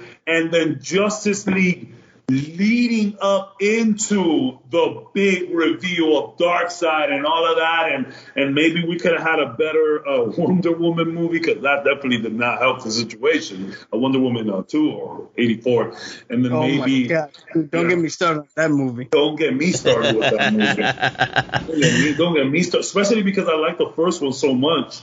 Don't get me started. But yeah, I think you're right. Maybe some extra movies. Maybe just take your time. It's true. We just came off like Infinity War, Endgame, and all that shit, and Civil War. I think we just came off Civil War, and it's like to see Justice League. It's like, oh yeah, we just saw this a little while ago. Yeah, I guess you're right. We saw this in a better version. Yeah. Way better version. Because they had developed everybody already. We knew the characters. I remember the first time I saw Batman Superman, I was like, I'm with John. I'm like, stop trying to get to 100. Start at 0. Let's crawl, baby. Marvel started at 0. You have to start, bro. First of all, start off right. Take your time, get the story down, and then eventually Marvel's going to stop at one point, and you might catch up. And even if you don't, you can still both be successful. You got guys like us, we're dorks. I'm going to watch either Justice one. League. Can you imagine if Justice League would have still been like neck and neck with Marvel, and then they started like really, because DC has fantastic shows, and DC's cartoon movies are better than anything Marvel has done. Like, put that on screen. Mask of the Phantasm is like, wow. Yeah. Like, wow. Definitely. Absolutely. Wow. Absolutely. So yeah, but that was going to be my question, Tags, after all of this. And I know you got something to say, so I feel bad. No, go ahead. How would you guys have felt about that trilogy that they were supposedly going to give Ben Affleck for Batman? And he was going to be directing it himself. Yeah, I saw that. I know. I remember that. Yeah. I was excited for that. I was so excited for that shit, man. Yeah. I was so excited. See, I was ready for an older, grislier, darker Batman. Yeah. I was so ready for that. I love the comics, and I was ready for it, but, didn't fall through. But I wanted to see where he wanted to go with it and who he was going to introduce and how he was going to go about it. Because Ben Affleck is a good director. He is. Make no mistake. If you've seen The Town, Fargo, all that, if you've seen it, you know the guy can direct. You know what I'm saying? And if you were to do a version, like a movie with the tone of The Town in Batman, that could have been bad shit. That tone of a movie. It's feels like The Town, but it's a Batman movie. You know what I mean? Just don't film it in Boston. It's Batman stopping this big heist. So exactly, yes. In The Town, they're doing the heist. It's Batman stopping the heist. Absolutely correct, I think that sounds fucking incredible. Absolutely, yeah. You know what I'm saying? Incredible. And you have the Falcons, you have these recognizable faces that is not necessarily a massive villain, but we will know them and you will care, and he'll be a detective and then he'll do his thing when he needs to. All the gadgets are thrown in there, but the point is, then you get to the second and then the third, and you're like, all right, there we go. See, all right, now I know this Batman more. I know the older Batman that he's willing to go a little bit more You know what I'm saying? Like, I'm willing to do a little bit. I'm not going to murder, but I will go a little higher than I'm usually about to do. You know what I mean? So I was completely with that.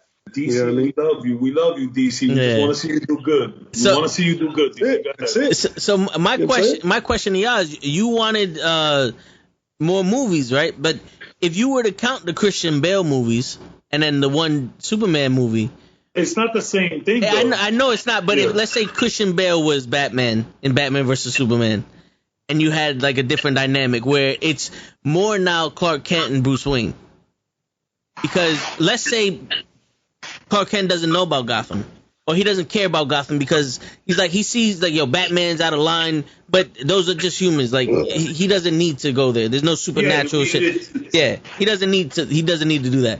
But Bruce Wayne goes to Metropolis, and he goes and finds out, like, he knows this whole time that Clark Kent's Superman, but he plays the detective, goes undercover, he becomes friends with Clark Kent, blah blah blah, and then that leads into a fight. Because like is the problem that it's Ben Affleck and you need a new Ben Affleck Batman to see how Ben Affleck's gonna be Batman to be this movie, or is the problem that they just completely act like the Christian Bale Batmans didn't exist? I'm telling you right now, we needed at least one Batman, Ben Affleck. We needed one. And maybe you don't focus on such a big enemy like you said, and can you imagine? So that's the thing. You motherfuckers try to be the MCU, but the thing about the MCU is that there's so much connective tissue. There's people in other people's movies. There's fucking deleted scenes of other people in other people's movies. If they would have done a Batman with a Batfleck Batman, and maybe had, I don't know, maybe some Green Lantern callbacks, or maybe Diana could have passed by, or maybe Super anything. I think we needed one, at least just one Batman movie, just one Batfleck movie. It's funny. You could always, one of the scenes you could have simply done in a Batman movie, right, is Batman is just literally going to a crime scene, and his radar goes off, and he looks up, and he just sees. Just real quick. That's it. His radar goes off, and he goes, what the? He looks up, he goes. And it could have been the Lantern. It could have been Superman. It could have been Diana. Doesn't matter. He just looks up and goes. Because that's what makes the MCU the MCU. Every movie that ends, they leave you wanting the next one because of what you've seen. But I don't know. Absolutely. They make mention to him. Yeah. He goes. And that's another thing. Like, it's just, I think it will forever be difficult to do what the MCU's done. Like shout out to the MCU, because fuck. Like, you know what I'm saying? Like, I don't think there's this whole little universe, and there's gonna be people copying and stuff like that in it. And I'm pretty sure some people have done similar things before, but the way that they were able to do it, it's like, man, it's just, how do you, oh man, I don't know how you have so much characters just laying around, and you have TV shows now, you have TV shows then, and then you have continuity from even games, and it's insane. And I think, if you want to do your own, multiverse or multiverse of madness, whatever you want to call it, don't copy Marvel. You're just not going to do it well. You got to go the other way. Just do it. Do anything else besides what Marvel's doing. And I get the contradiction there about doing a multiverse, but you can do a multiverse without copying Marvel. It has been done, and it can be done. The biggest thing that Marvel has that not everybody else does is they have one guy who's filtering everything. Yeah. It's not a studio. It's just Kevin Feige, and he's making sure that everything lines up. If DC would have just picked one dude and let him just oversee it, you could have done whatever you want and let him worry about how to tie it back to how everything else fits. Yep. Too many cooks in the kitchen. Too many cooks in the kitchen, man. Yeah. You need a chef, and everybody follows the chef. Yeah. And I'm watching these shows Chef, now. what's up, Chef? I'm watching these Marvel shows, and there's callbacks to fucking movies from 10 years ago. And I'm like, and maybe not even that long ago, I get it, but like, it's like, so that's the thing that I'm constantly thinking about Marvel. I'm like, yo, did they just have like a big picture planned and they just were dropping shit little by little, or are they just kind of running with it as they go along? Because man, there is plot holes. There's always gonna be plot holes. But like, damn, when you have like, you know, the Asian dude, Jimmy Cho, when you have him calling back to Ant-Man, and you know what I'm saying, and he does the card trick. Yeah, like, did you motherfuckers plan this, or like, are you just really making it up as you go along? And that's my favorite thing it's just Feige. It's just Feige. You know, my favorite thing about that, when they did that, was definitely the Winter Soldier, where Zoloff is telling them, "We've always been here. We didn't go anywhere." The moment they told me I could come in, Hydra came in too. And we've been doing it for years and nobody figured it out. In other words, you a bunch of the dumbest motherfuckers on God's green earth. We grew right under you guys. Oh, yeah. And it went back to other movies to how it started. You know what I'm saying? And like, yo, you made S.H.I.E.L.D., then essentially you made us. Good job, guys. Dumbasses. Yeah. Thank you I love for Marvel. growing us. Just love Marvel. Those little things right there, that little thing. And, you know, the Bucky reveal was great, but then, like, how long he's been doing it, how long Bucky's been assassinating for them. Cold Wars, World Wars, like, they're just doing it, Korean Wars, like, the whole landscape. You're like, so he's been there the whole time, and so is Hydra. And the reason S.H.I.E.L.D. was made to stop them, and you guys literally just grew them for them. It's fucking genius. How do you think of some shit like that? Yep. Yeah, man. And how do you do that? And that also goes with Agents of S.H.I.E.L.D. Because when that happened in the movies, in Agents of S.H.I.E.L.D., that's when they realized that Hydra was a part of S.H.I.E.L.D. They blew up S.H.I.E.L.D. and they had to make a whole brand new S.H.I.E.L.D. and they had to figure out who was Hydra, who wasn't. See, the thing with the Marvel movies is that they all have one tone. Like, you can tell, this, even though this is Guardians of the Galaxy, this feels like the Marvel Universe. This feels like Cap can step in here at any time and be Cap. Where a Batman Absolutely movie, correct, yes. you can't see Superman coming in here because this is so dark. And vice versa. It's like, it's almost night and day type dark. And yo, damn, that's such a good point, Tag. That's a great point, yeah. Because absolutely. Yeah. I can't even see Batman in Wonder Woman 84. I can't see that. I can't see that. Damn, Tags, that's such a good point, man. Yeah, it's a real good point. Like, I can literally see Cap walking into the Hawkeye show at any point. Oh, yeah. I can see Cap going into Miss Marvel. Yeah. Shit, they can just literally pass by. They can pass by Iron Man in the Loki episode if they wanted to in any episode. Like, they literally, since they're going through time like that, oh, that's Tony Stark. And so it wouldn't feel forced. No, don't do that. Don't do that. It don't do wouldn't that. feel forced. Nope. Yeah, it wouldn't because you. Oh shit! Yeah. Absolutely, yeah. That's such a good point, Tags, for sure. That's a great point. Yeah, just like the time variance. Good shit. Yeah. Somebody's been reading. Yo, Loki is the most comic book accurate I've seen the MCU. I mean, it's very close. Like, let me ask you, Cap, what do you think is the most comic book accurate you've seen the MCU? Loki was close. The time splitter, all of the time splitters. All right, the TVA was pretty good, but for overall, there were more comic book accurate things for me in Falcon and the Winter Soldier. Oh, fuck yes. Because Sam's progression into Captain America was very similar to what it was in the comics. John Walker as U.S. agent was very similar. They were doing the only difference that they had is where in the comics John's parents were killed, and that's what sent him off crazy. Yeah. In the show was Battlestar got killed, and that's what sent him off, which is a good switch. That's a very good switch there. But that was probably the most accurate I've seen outside of the first half of Agents of S.H.I.E.L.D. Season 5 with the Ghost Rider. That also was very comic book accurate. So let me ask you a question. Absolutely. One last question, Cap. because I was asking these guys before, and I know that the internet is like very torn on this. Is Agents of S.H.I.E.L.D. canon to the MCU? No. It's not? No.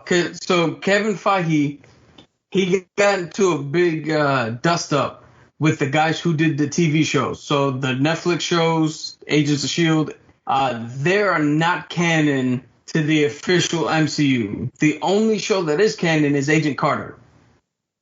Oh, okay. That's the only show that's officially canon.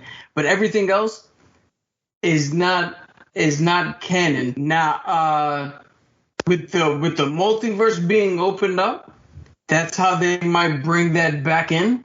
Okay. But until they say something, Kevin Feige was like, nah, those shows had nothing to do with us. Yeah. They tried in the beginning, but they was literally the so when Falcon and the Winter Soldier, when they made Hydra still alive and Hydra was running S.H.I.E.L.D., their showrunners for Agents of S.H.I.E.L.D. actually went into Kevin Feige's office like, what the fuck are you doing? You just ruined our show. Oh, wow. And Feige was like, I don't care. Your show has nothing to do with us. And that's why all the little movie references and stuff, they stopped after a while. Because Marvel TV was forced to just do its own thing. Because, and sorry to cut you off, but Jarvis, not Jarvis, but Friday? The in Endgame, when they go back and they see this guy's driver. That was Jarvis. Yeah, Jarvis. That's Jarvis, right? Yeah. Well, yeah. So like I said, Agent Carter is still canon. Agent Carter. Gotcha. Yes. Gotcha. So he's in Carter. That's the only one that still counts, because that's the only one Kevin Feige actually was like, all right, I'm on board with this one. Okay. Yeah. Good show. It's a good show. I'm going to go back and watch him because I enjoyed that show. The reason I have it. And I mean, we don't have anything to watch. What If starts next week. So very excited about that. Nice. Oh, I'm super excited. I'm so excited for What If. It's canon to the MCU movies. Yeah, that's another thing. It actually is canon, and they might follow up with all of it. You know what I'm saying? With certain things. It's going to be weird to see Black Panther as Star-Lord. That's the one that I'm most fucking interested in. And I said this, and I posted. I said, I remember when again every fucking podcast. Rest in peace, Chadwick, King T'Challa, baby. Right. And I actually I posted it on my Instagram. I had a guest at work that I called, and her voicemail is like the Wakanda drums, and she's like, I am not here.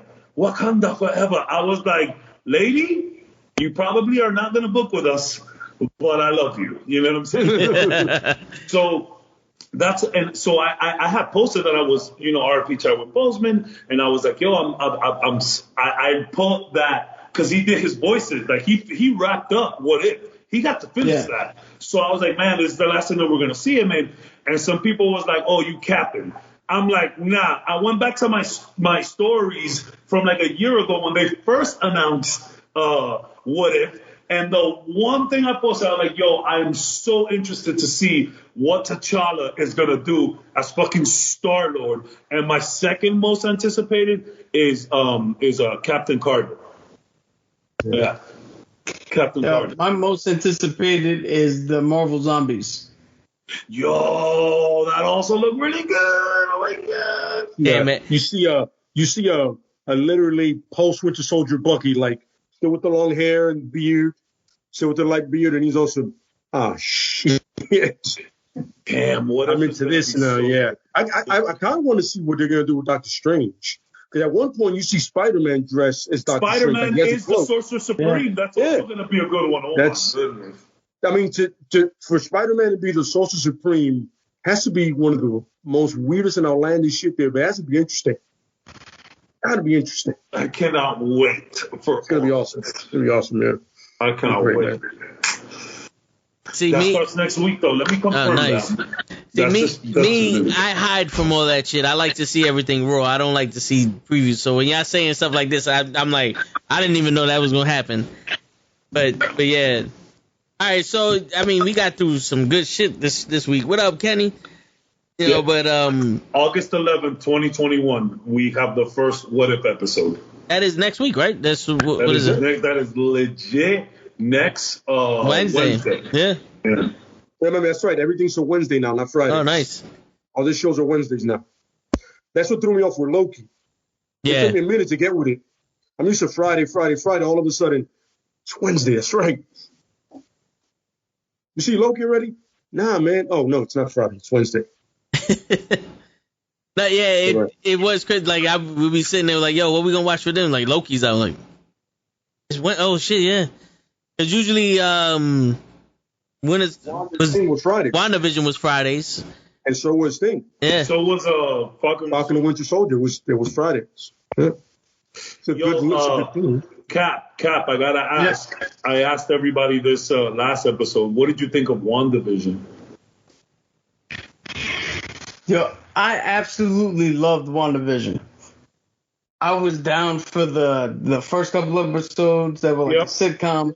I was stuck trying to figure out what the fuck was going on. Like, I eventually caught on that was Agatha Harkness.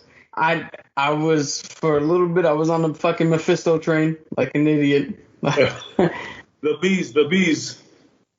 But I thought that right now, that and Loki are tied for how much I like each of those shows. I can't put one over the other.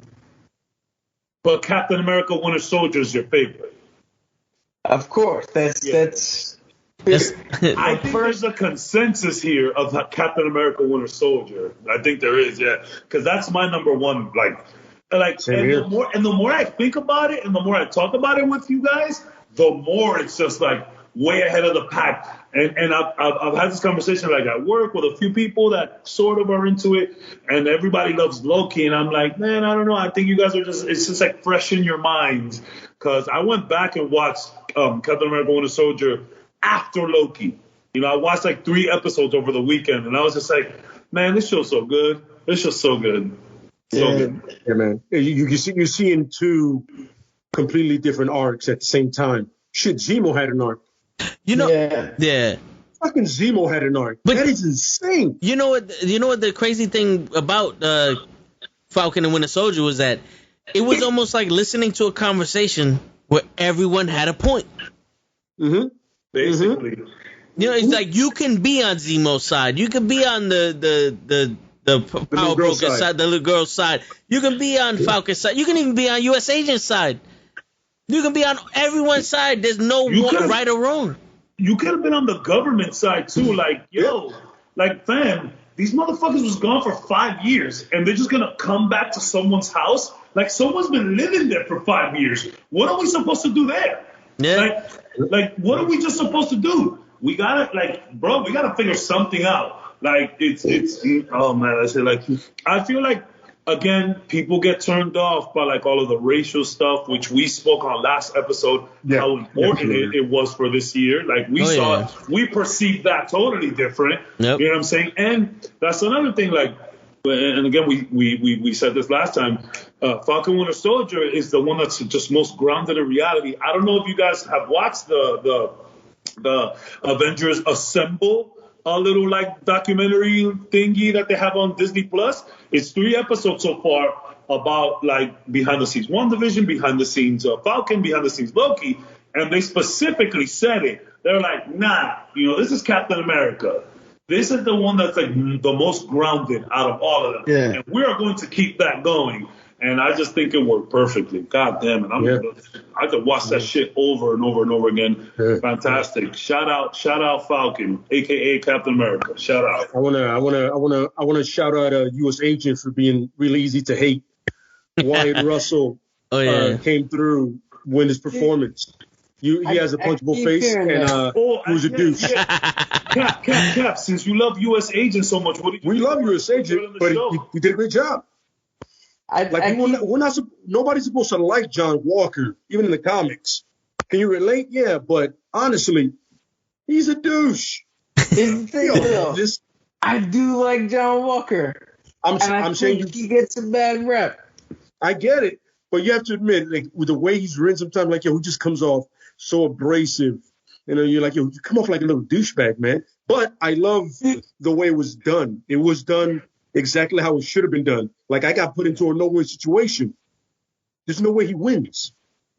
True. No one is Steve Rogers. And you're literally taking a mantle that's been held for like almost 100 years. And the one person that could probably link you to it doesn't like you. Bucky hates you. It's because you carry the shield don't mean shit, bro. I do not like you. The one person that could probably give you the stamp of approval goes, go fuck yourself. I don't like it. Yeah. That's tough, man. That's a tough road, man. Well, because Bucky put more emphasis on Steve Rogers' pick. He's like, it doesn't matter what you did in your life. Rogers picked Sam. So I don't give a shit who you are. This is Cap. This is the Cap. Remember, they picked Sam. Yeah, no, yeah, that's true. Yeah. That's DC fucking them up. Even Bucky was like, yo, I'm on some Batman shit. I'm fucked up in the head. You can't pick me. I am the wrong choice. Oh yeah, Sam is your choice. You got to pick Sam. Anybody that Captain America would have gone with, Bucky would have been like, that's the guy. Yeah. That's why he was like, yo, go ahead, man. Yeah, I don't need. That's all you, bro. Here's gonna be a little mind trip for you though. Based on what they said in the show that John Walker is, I guarantee you, had you had swapped out Falcon and Cap had never met Sam, but he knew John, I guarantee you, Steve would have been like, the shield is yours, John. I guarantee it. Which is why I say it's weird that people like absolutely hate him.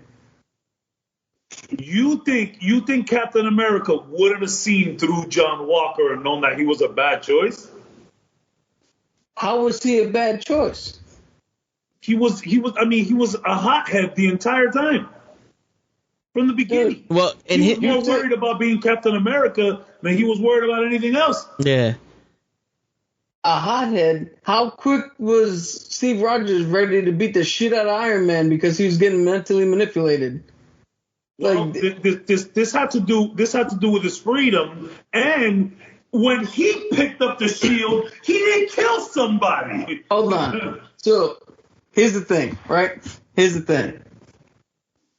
John Walker didn't have the same super soldier serum that Cap did. And it was already mentioned in the, with Red Skull, that if you don't have the correct formula, it does drive the people you give it to crazy. That's why the Flag Smashers went crazy. Then John eventually went crazy. But you took a guy who just lost an entire unit in Afghanistan, and they gave him a medal for it. Then you team him up with another dude, and again, he's trying to do his best, and he loses that guy. And then you're worried about the fact that he went out and killed people. Like, yeah, of course he went crazy, and of course he was like, yo, the methods you told me are not working. You want to stop the Flag Smashers? I stopped them. Like, of course he went that route. This dude has suffered so much loss in a short period of time, and the only thing he got out of it was, here's a medal, here's your shield. By the way, you're not the dude. Shut the fuck up. Captain America, Steve Rogers would have known he wasn't the dude. See, but here's the thing. He would have picked him because so he joined up to follow in his brother's footsteps. His record, according to what they said in the show, was impeccable. He knew, if you watch that first one where he was sitting in the dressing room before he put on the suit, his wife knew how good of a man he is. Battlestar knew how good of a man he is. Steve would have saw that in him and would have been like, well, if Bucky doesn't want it, I can give it to you, John. So what have you picked John over Sam in your mind? No. So I'm asking. I'm just playing this side right now. I'm asking you. Yeah. What do you pick John over Sam? If Sam and John are together there, you give it to Sam. Yeah. Okay. But I'm just wondering. Okay. In lieu of Sam, Steve Rogers wouldn't have been adverse to giving John Walker the shield Because even in the comics, when John took it and Cap came back, he was like, yo, fuck it. You guys already have somebody. I don't need it. And he left John the shield. And by that time, John was like, no. I'm smart enough to know now that this is yours. And he handed it back. But I guarantee you, Steve would have been all right with picking him. See, but here's the thing, though. This is what I didn't like about him. I actually started turning to liking him after he killed one of the Flag Smashers. It was because when he first became Captain America, like Cap said, he was so worried about being Cap that he forgot how to be himself. And then it was almost like, he literally walked into a place, I'm fucking Captain America, release him. It's like, yo, douchebag, you're not Captain America. You just have his fucking shield. See, there's a difference. You're picking up the mantle of Captain America, and he was like that was heavy on him because he had to live up to this guy. The problem was you're living up to who you thought Captain America was and not who Captain America was. Captain America never stood for, I'm going to just walk in here, big dick slinging, get him out. No. Captain America was for what was right and standing up for the little man. And before he got that shield, that may have been who he was. But the minute he got that shield, total 180. He flip-flopped on a motherfucker. And Captain America saw that. And Captain America saw that when he was taking the stones back. Yeah, when Sam got the shield, Sam was so afraid of not being a good enough man to carry the shield. See, that's where the difference was. Yeah. Sam was like, yo, Cap is the best man I know, and he I don't think I can live up to that. Where this guy who's U.S. agent is like, oh, Captain America had the shield, he's the greatest hero. I gotta be a great hero. I gotta jump on bombs and kiss babies while punching Hitler in the face.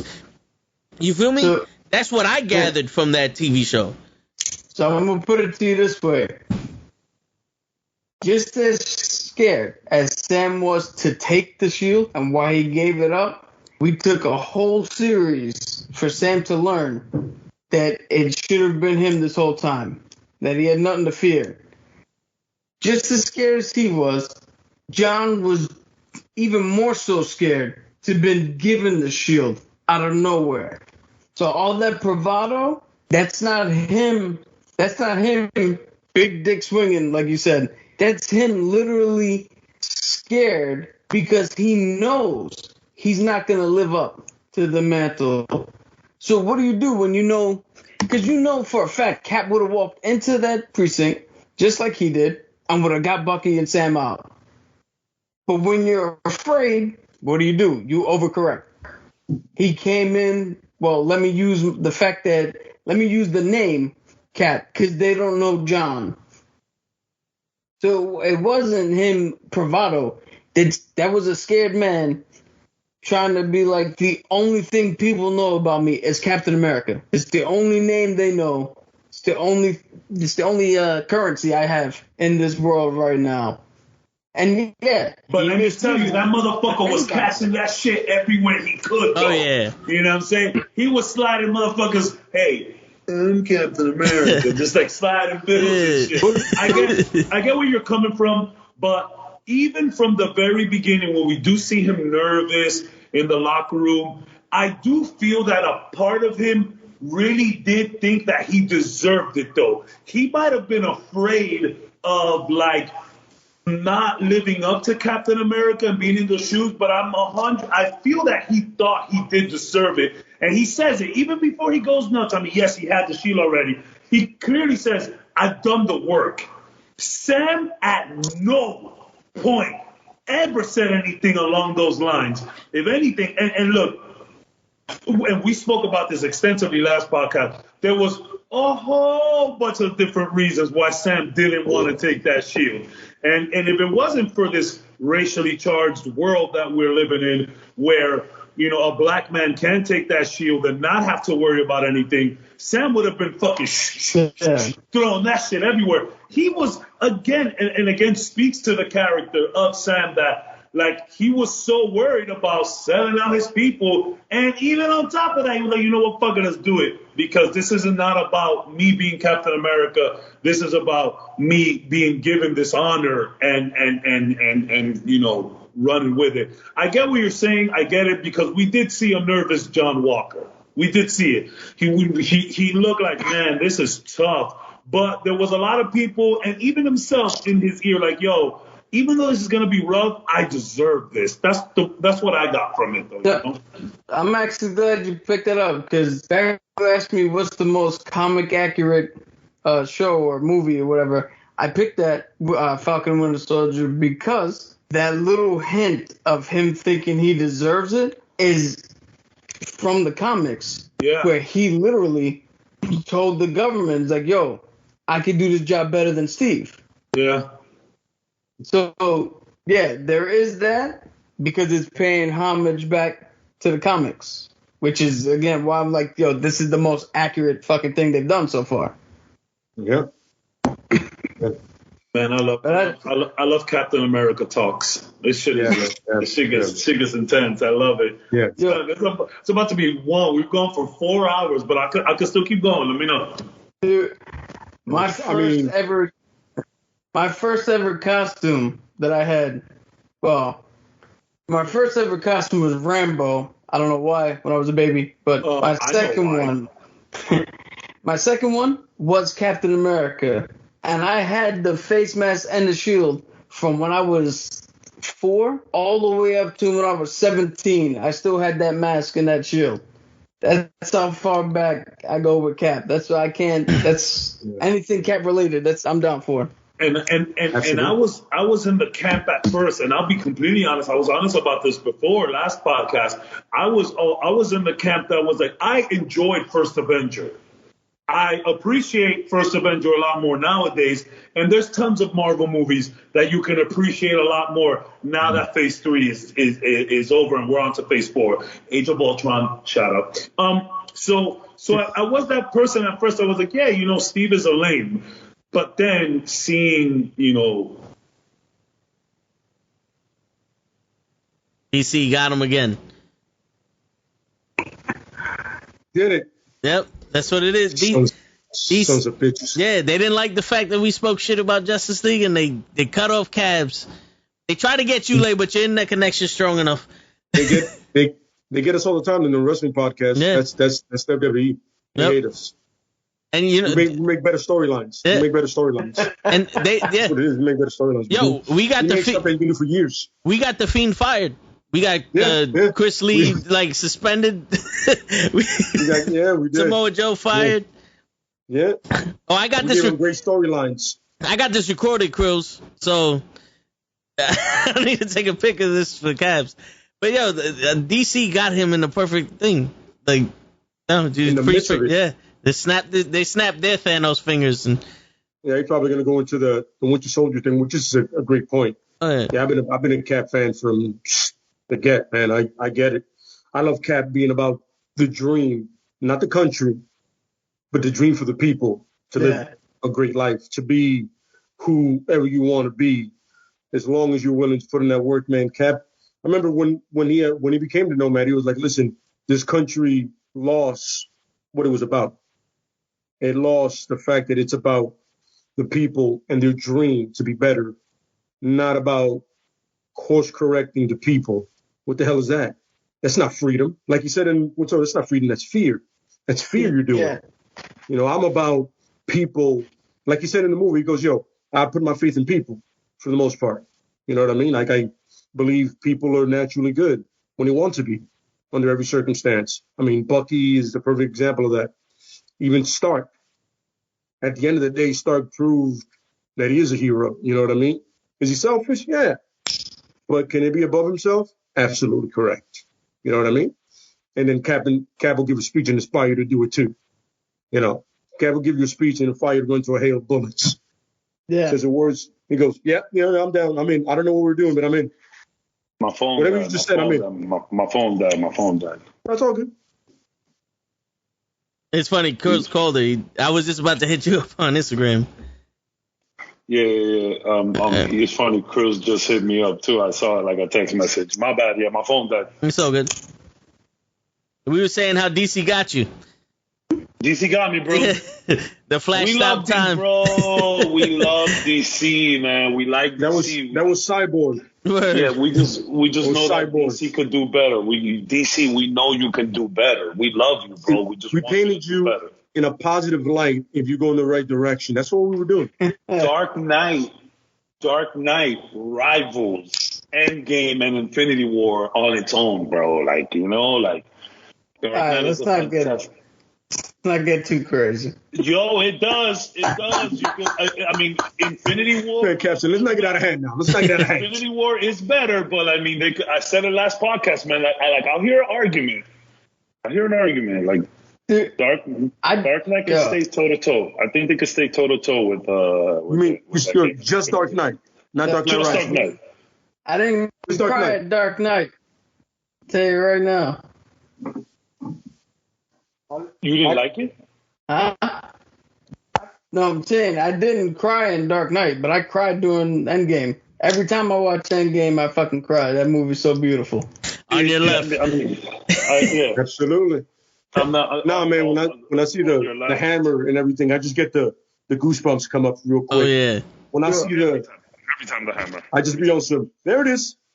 Every There time it is. the hammer. Yeah, you All right. can ask toe tags how I was sitting in that chair waiting for Cap to pick up that hammer. Like a little girl. Yo, but when he and not only that, like when he does get the hammer, like even Thor saying I knew it, even that just like, projects it even more. Like like Thor, we all fucking knew, bro. You know what? Knew. We saw it in Ultron, man. We all knew that he could do that shit. You know what was dope? That he knew how to use it so well, and that's that Cap thing. Like Cap is he trains with these people all the time because I know how they work. When he did that and knew how, I was like, it's perfect. That's perfect for Cap because he would know how anybody uses their weapons. He can use anybody's weapons if they want because that's how tactically sound he is. That's part of the serum. He's like, I know how he uses the hammer. I got this. When he started wheeling around, I go, you see what I'm saying? That's Cap. Imagine your Iron Man with this crazy sophisticated suit and tech that you're in, and your own AI is telling you you can't beat him. Like He has a shield. Thanks. I am in a metallic. I have a unibeam that can literally destroy this guy. But you're telling me that I can't beat him. Thanks, Friday. I fucking appreciate you, bro. Yeah. Talk about the ego killer. Jarvis would have never been that negative. That's the thing. Women just want to let you know, like, listen, bro, I'm going to keep it real. I know you pay all the bills you hit, but you ain't shit. they want to eat your soul. Shit. Yeah. You ain't shit. Like, you can't beat this guy. Jarvis would have been like, hey, look, how about we try this? Kick him in the nuts. Yeah. She didn't. She was like, "Bro, get up." She could. Friday just like him. Friday's like, it's funny. That should have been the clue for Tony Stark. Do some boxing lessons, son. Yeah. You getting your ass handed to you by a guy with a shield and his fist, dude. Which put in the work. My favorite line, or one of them from Age of Ultron, is like the most precious resource in the world. You guys make a frisbee with it. Yeah. You say you make a frisbee with it. That's hilarious. Funny, but that frisbee's gone a long way. Oh yeah. That frisbee is gonna carry Phase 4. Shit. That's all he needs is that fucking frisbee. That is. One of the best offensive weapons ever. Ultron was a little messed up. Like, don't disrespect the shield, Ultron. Word. He was made out of that fucking shield. Ultron had daddy issues. Hard body. I mean, but when your daddy is fucking Tony Stark, you're gonna have daddy issues. Morgan is gonna be screwed up when she grows up. Morgan, poor girl. Well, I mean, he's dead now. She's 5. So is she gonna be rescued or is Pepper gonna be rescued? I'm assuming it'll probably be her. Yeah, probably. It should be her. I think Gwyneth Paltrow is gonna be busy making candles that smell like other body parts of hers. Yeah, she's done. She's done.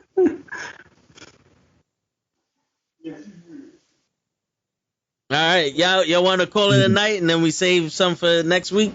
Yeah, save some for next week. Save some for next week. Yeah. 'Cause, yo, we went through all the spectrums right here, man. We went from Harley Quinn to Batman to Justice League to the top 5 uniforms. Shit, we went into Ninja Turtles. Yeah, we did. And Super Saiyan. Yeah. We went into Dragon Ball Z too, by the way. That's right.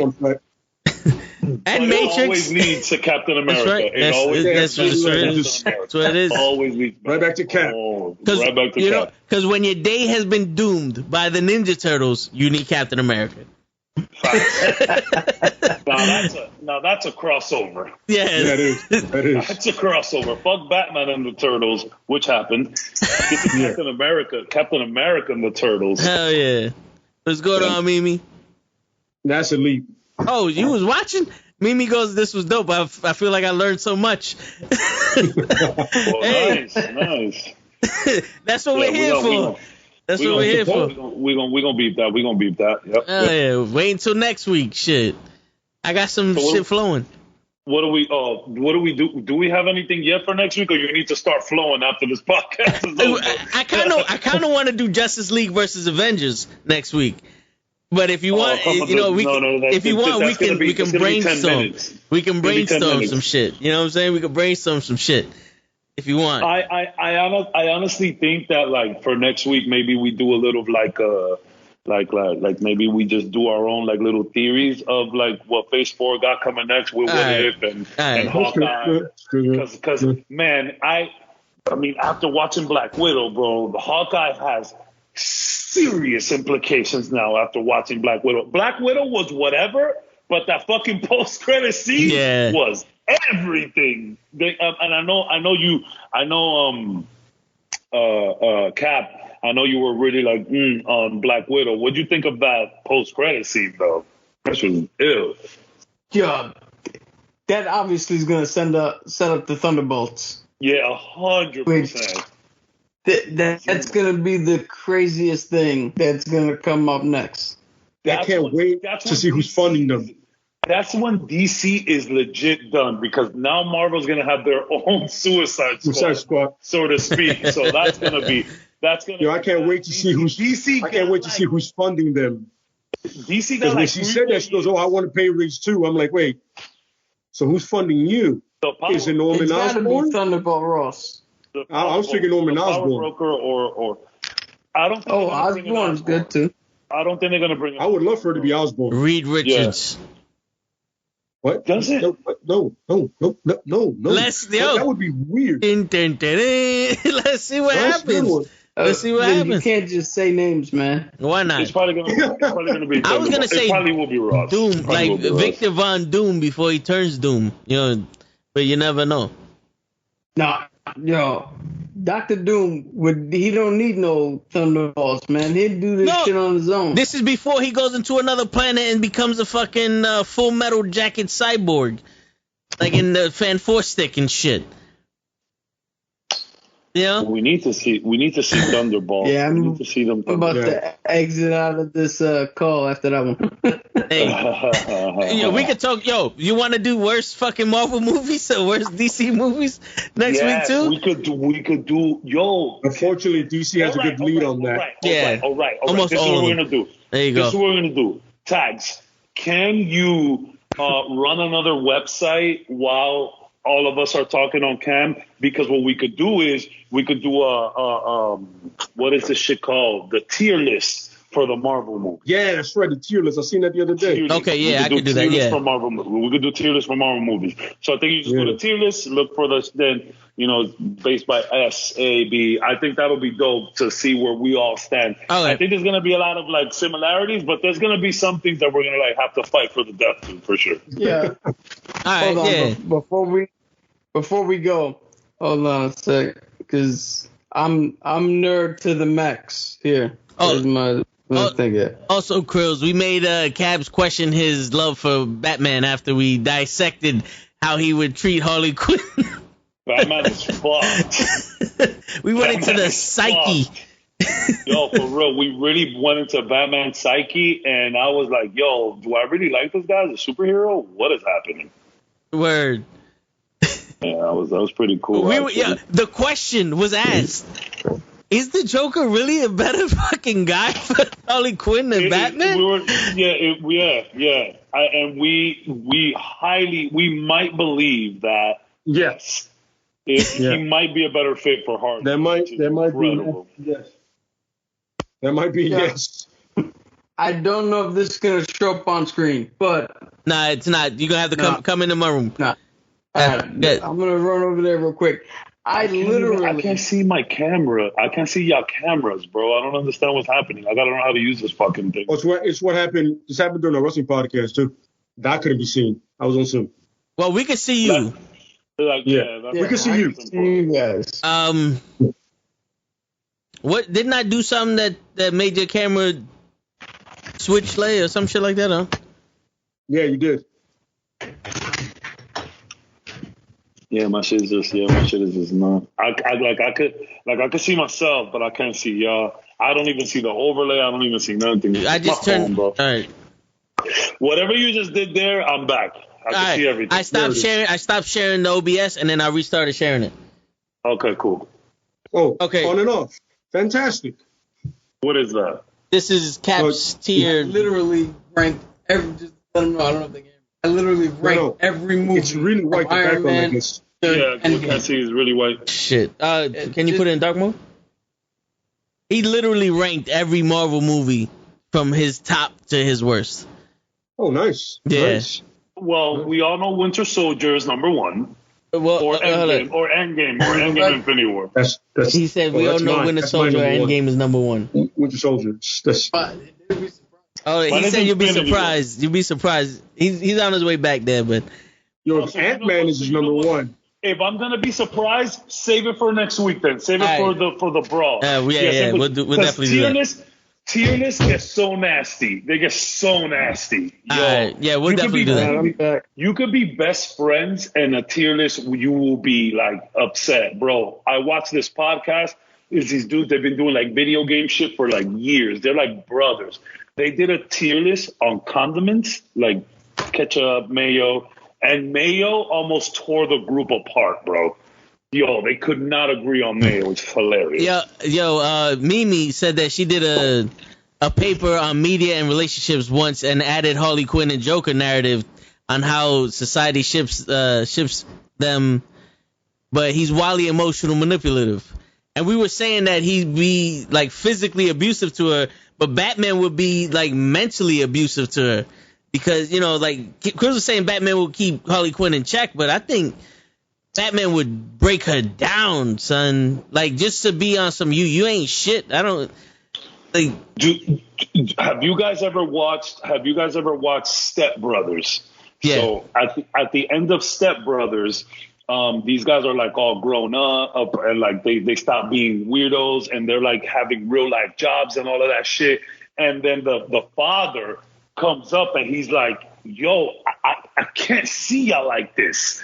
Like, you guys got to go and do your thing. This isn't you." And we think that that's what will happen with Batman in this. And don't get me wrong, we said that it was super weird, and we mentioned that Harley has extreme Stockholm syndrome, and she won't leave this abusive man, and like he really abuses her.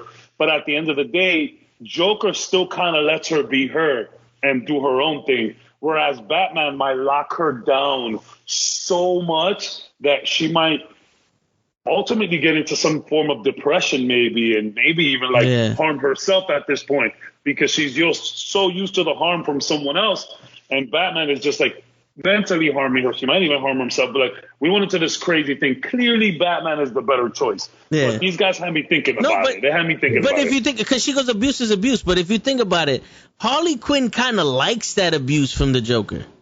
That doesn't make it good, though. It doesn't. But it's not like, she doesn't ask to be abused by him to be significant.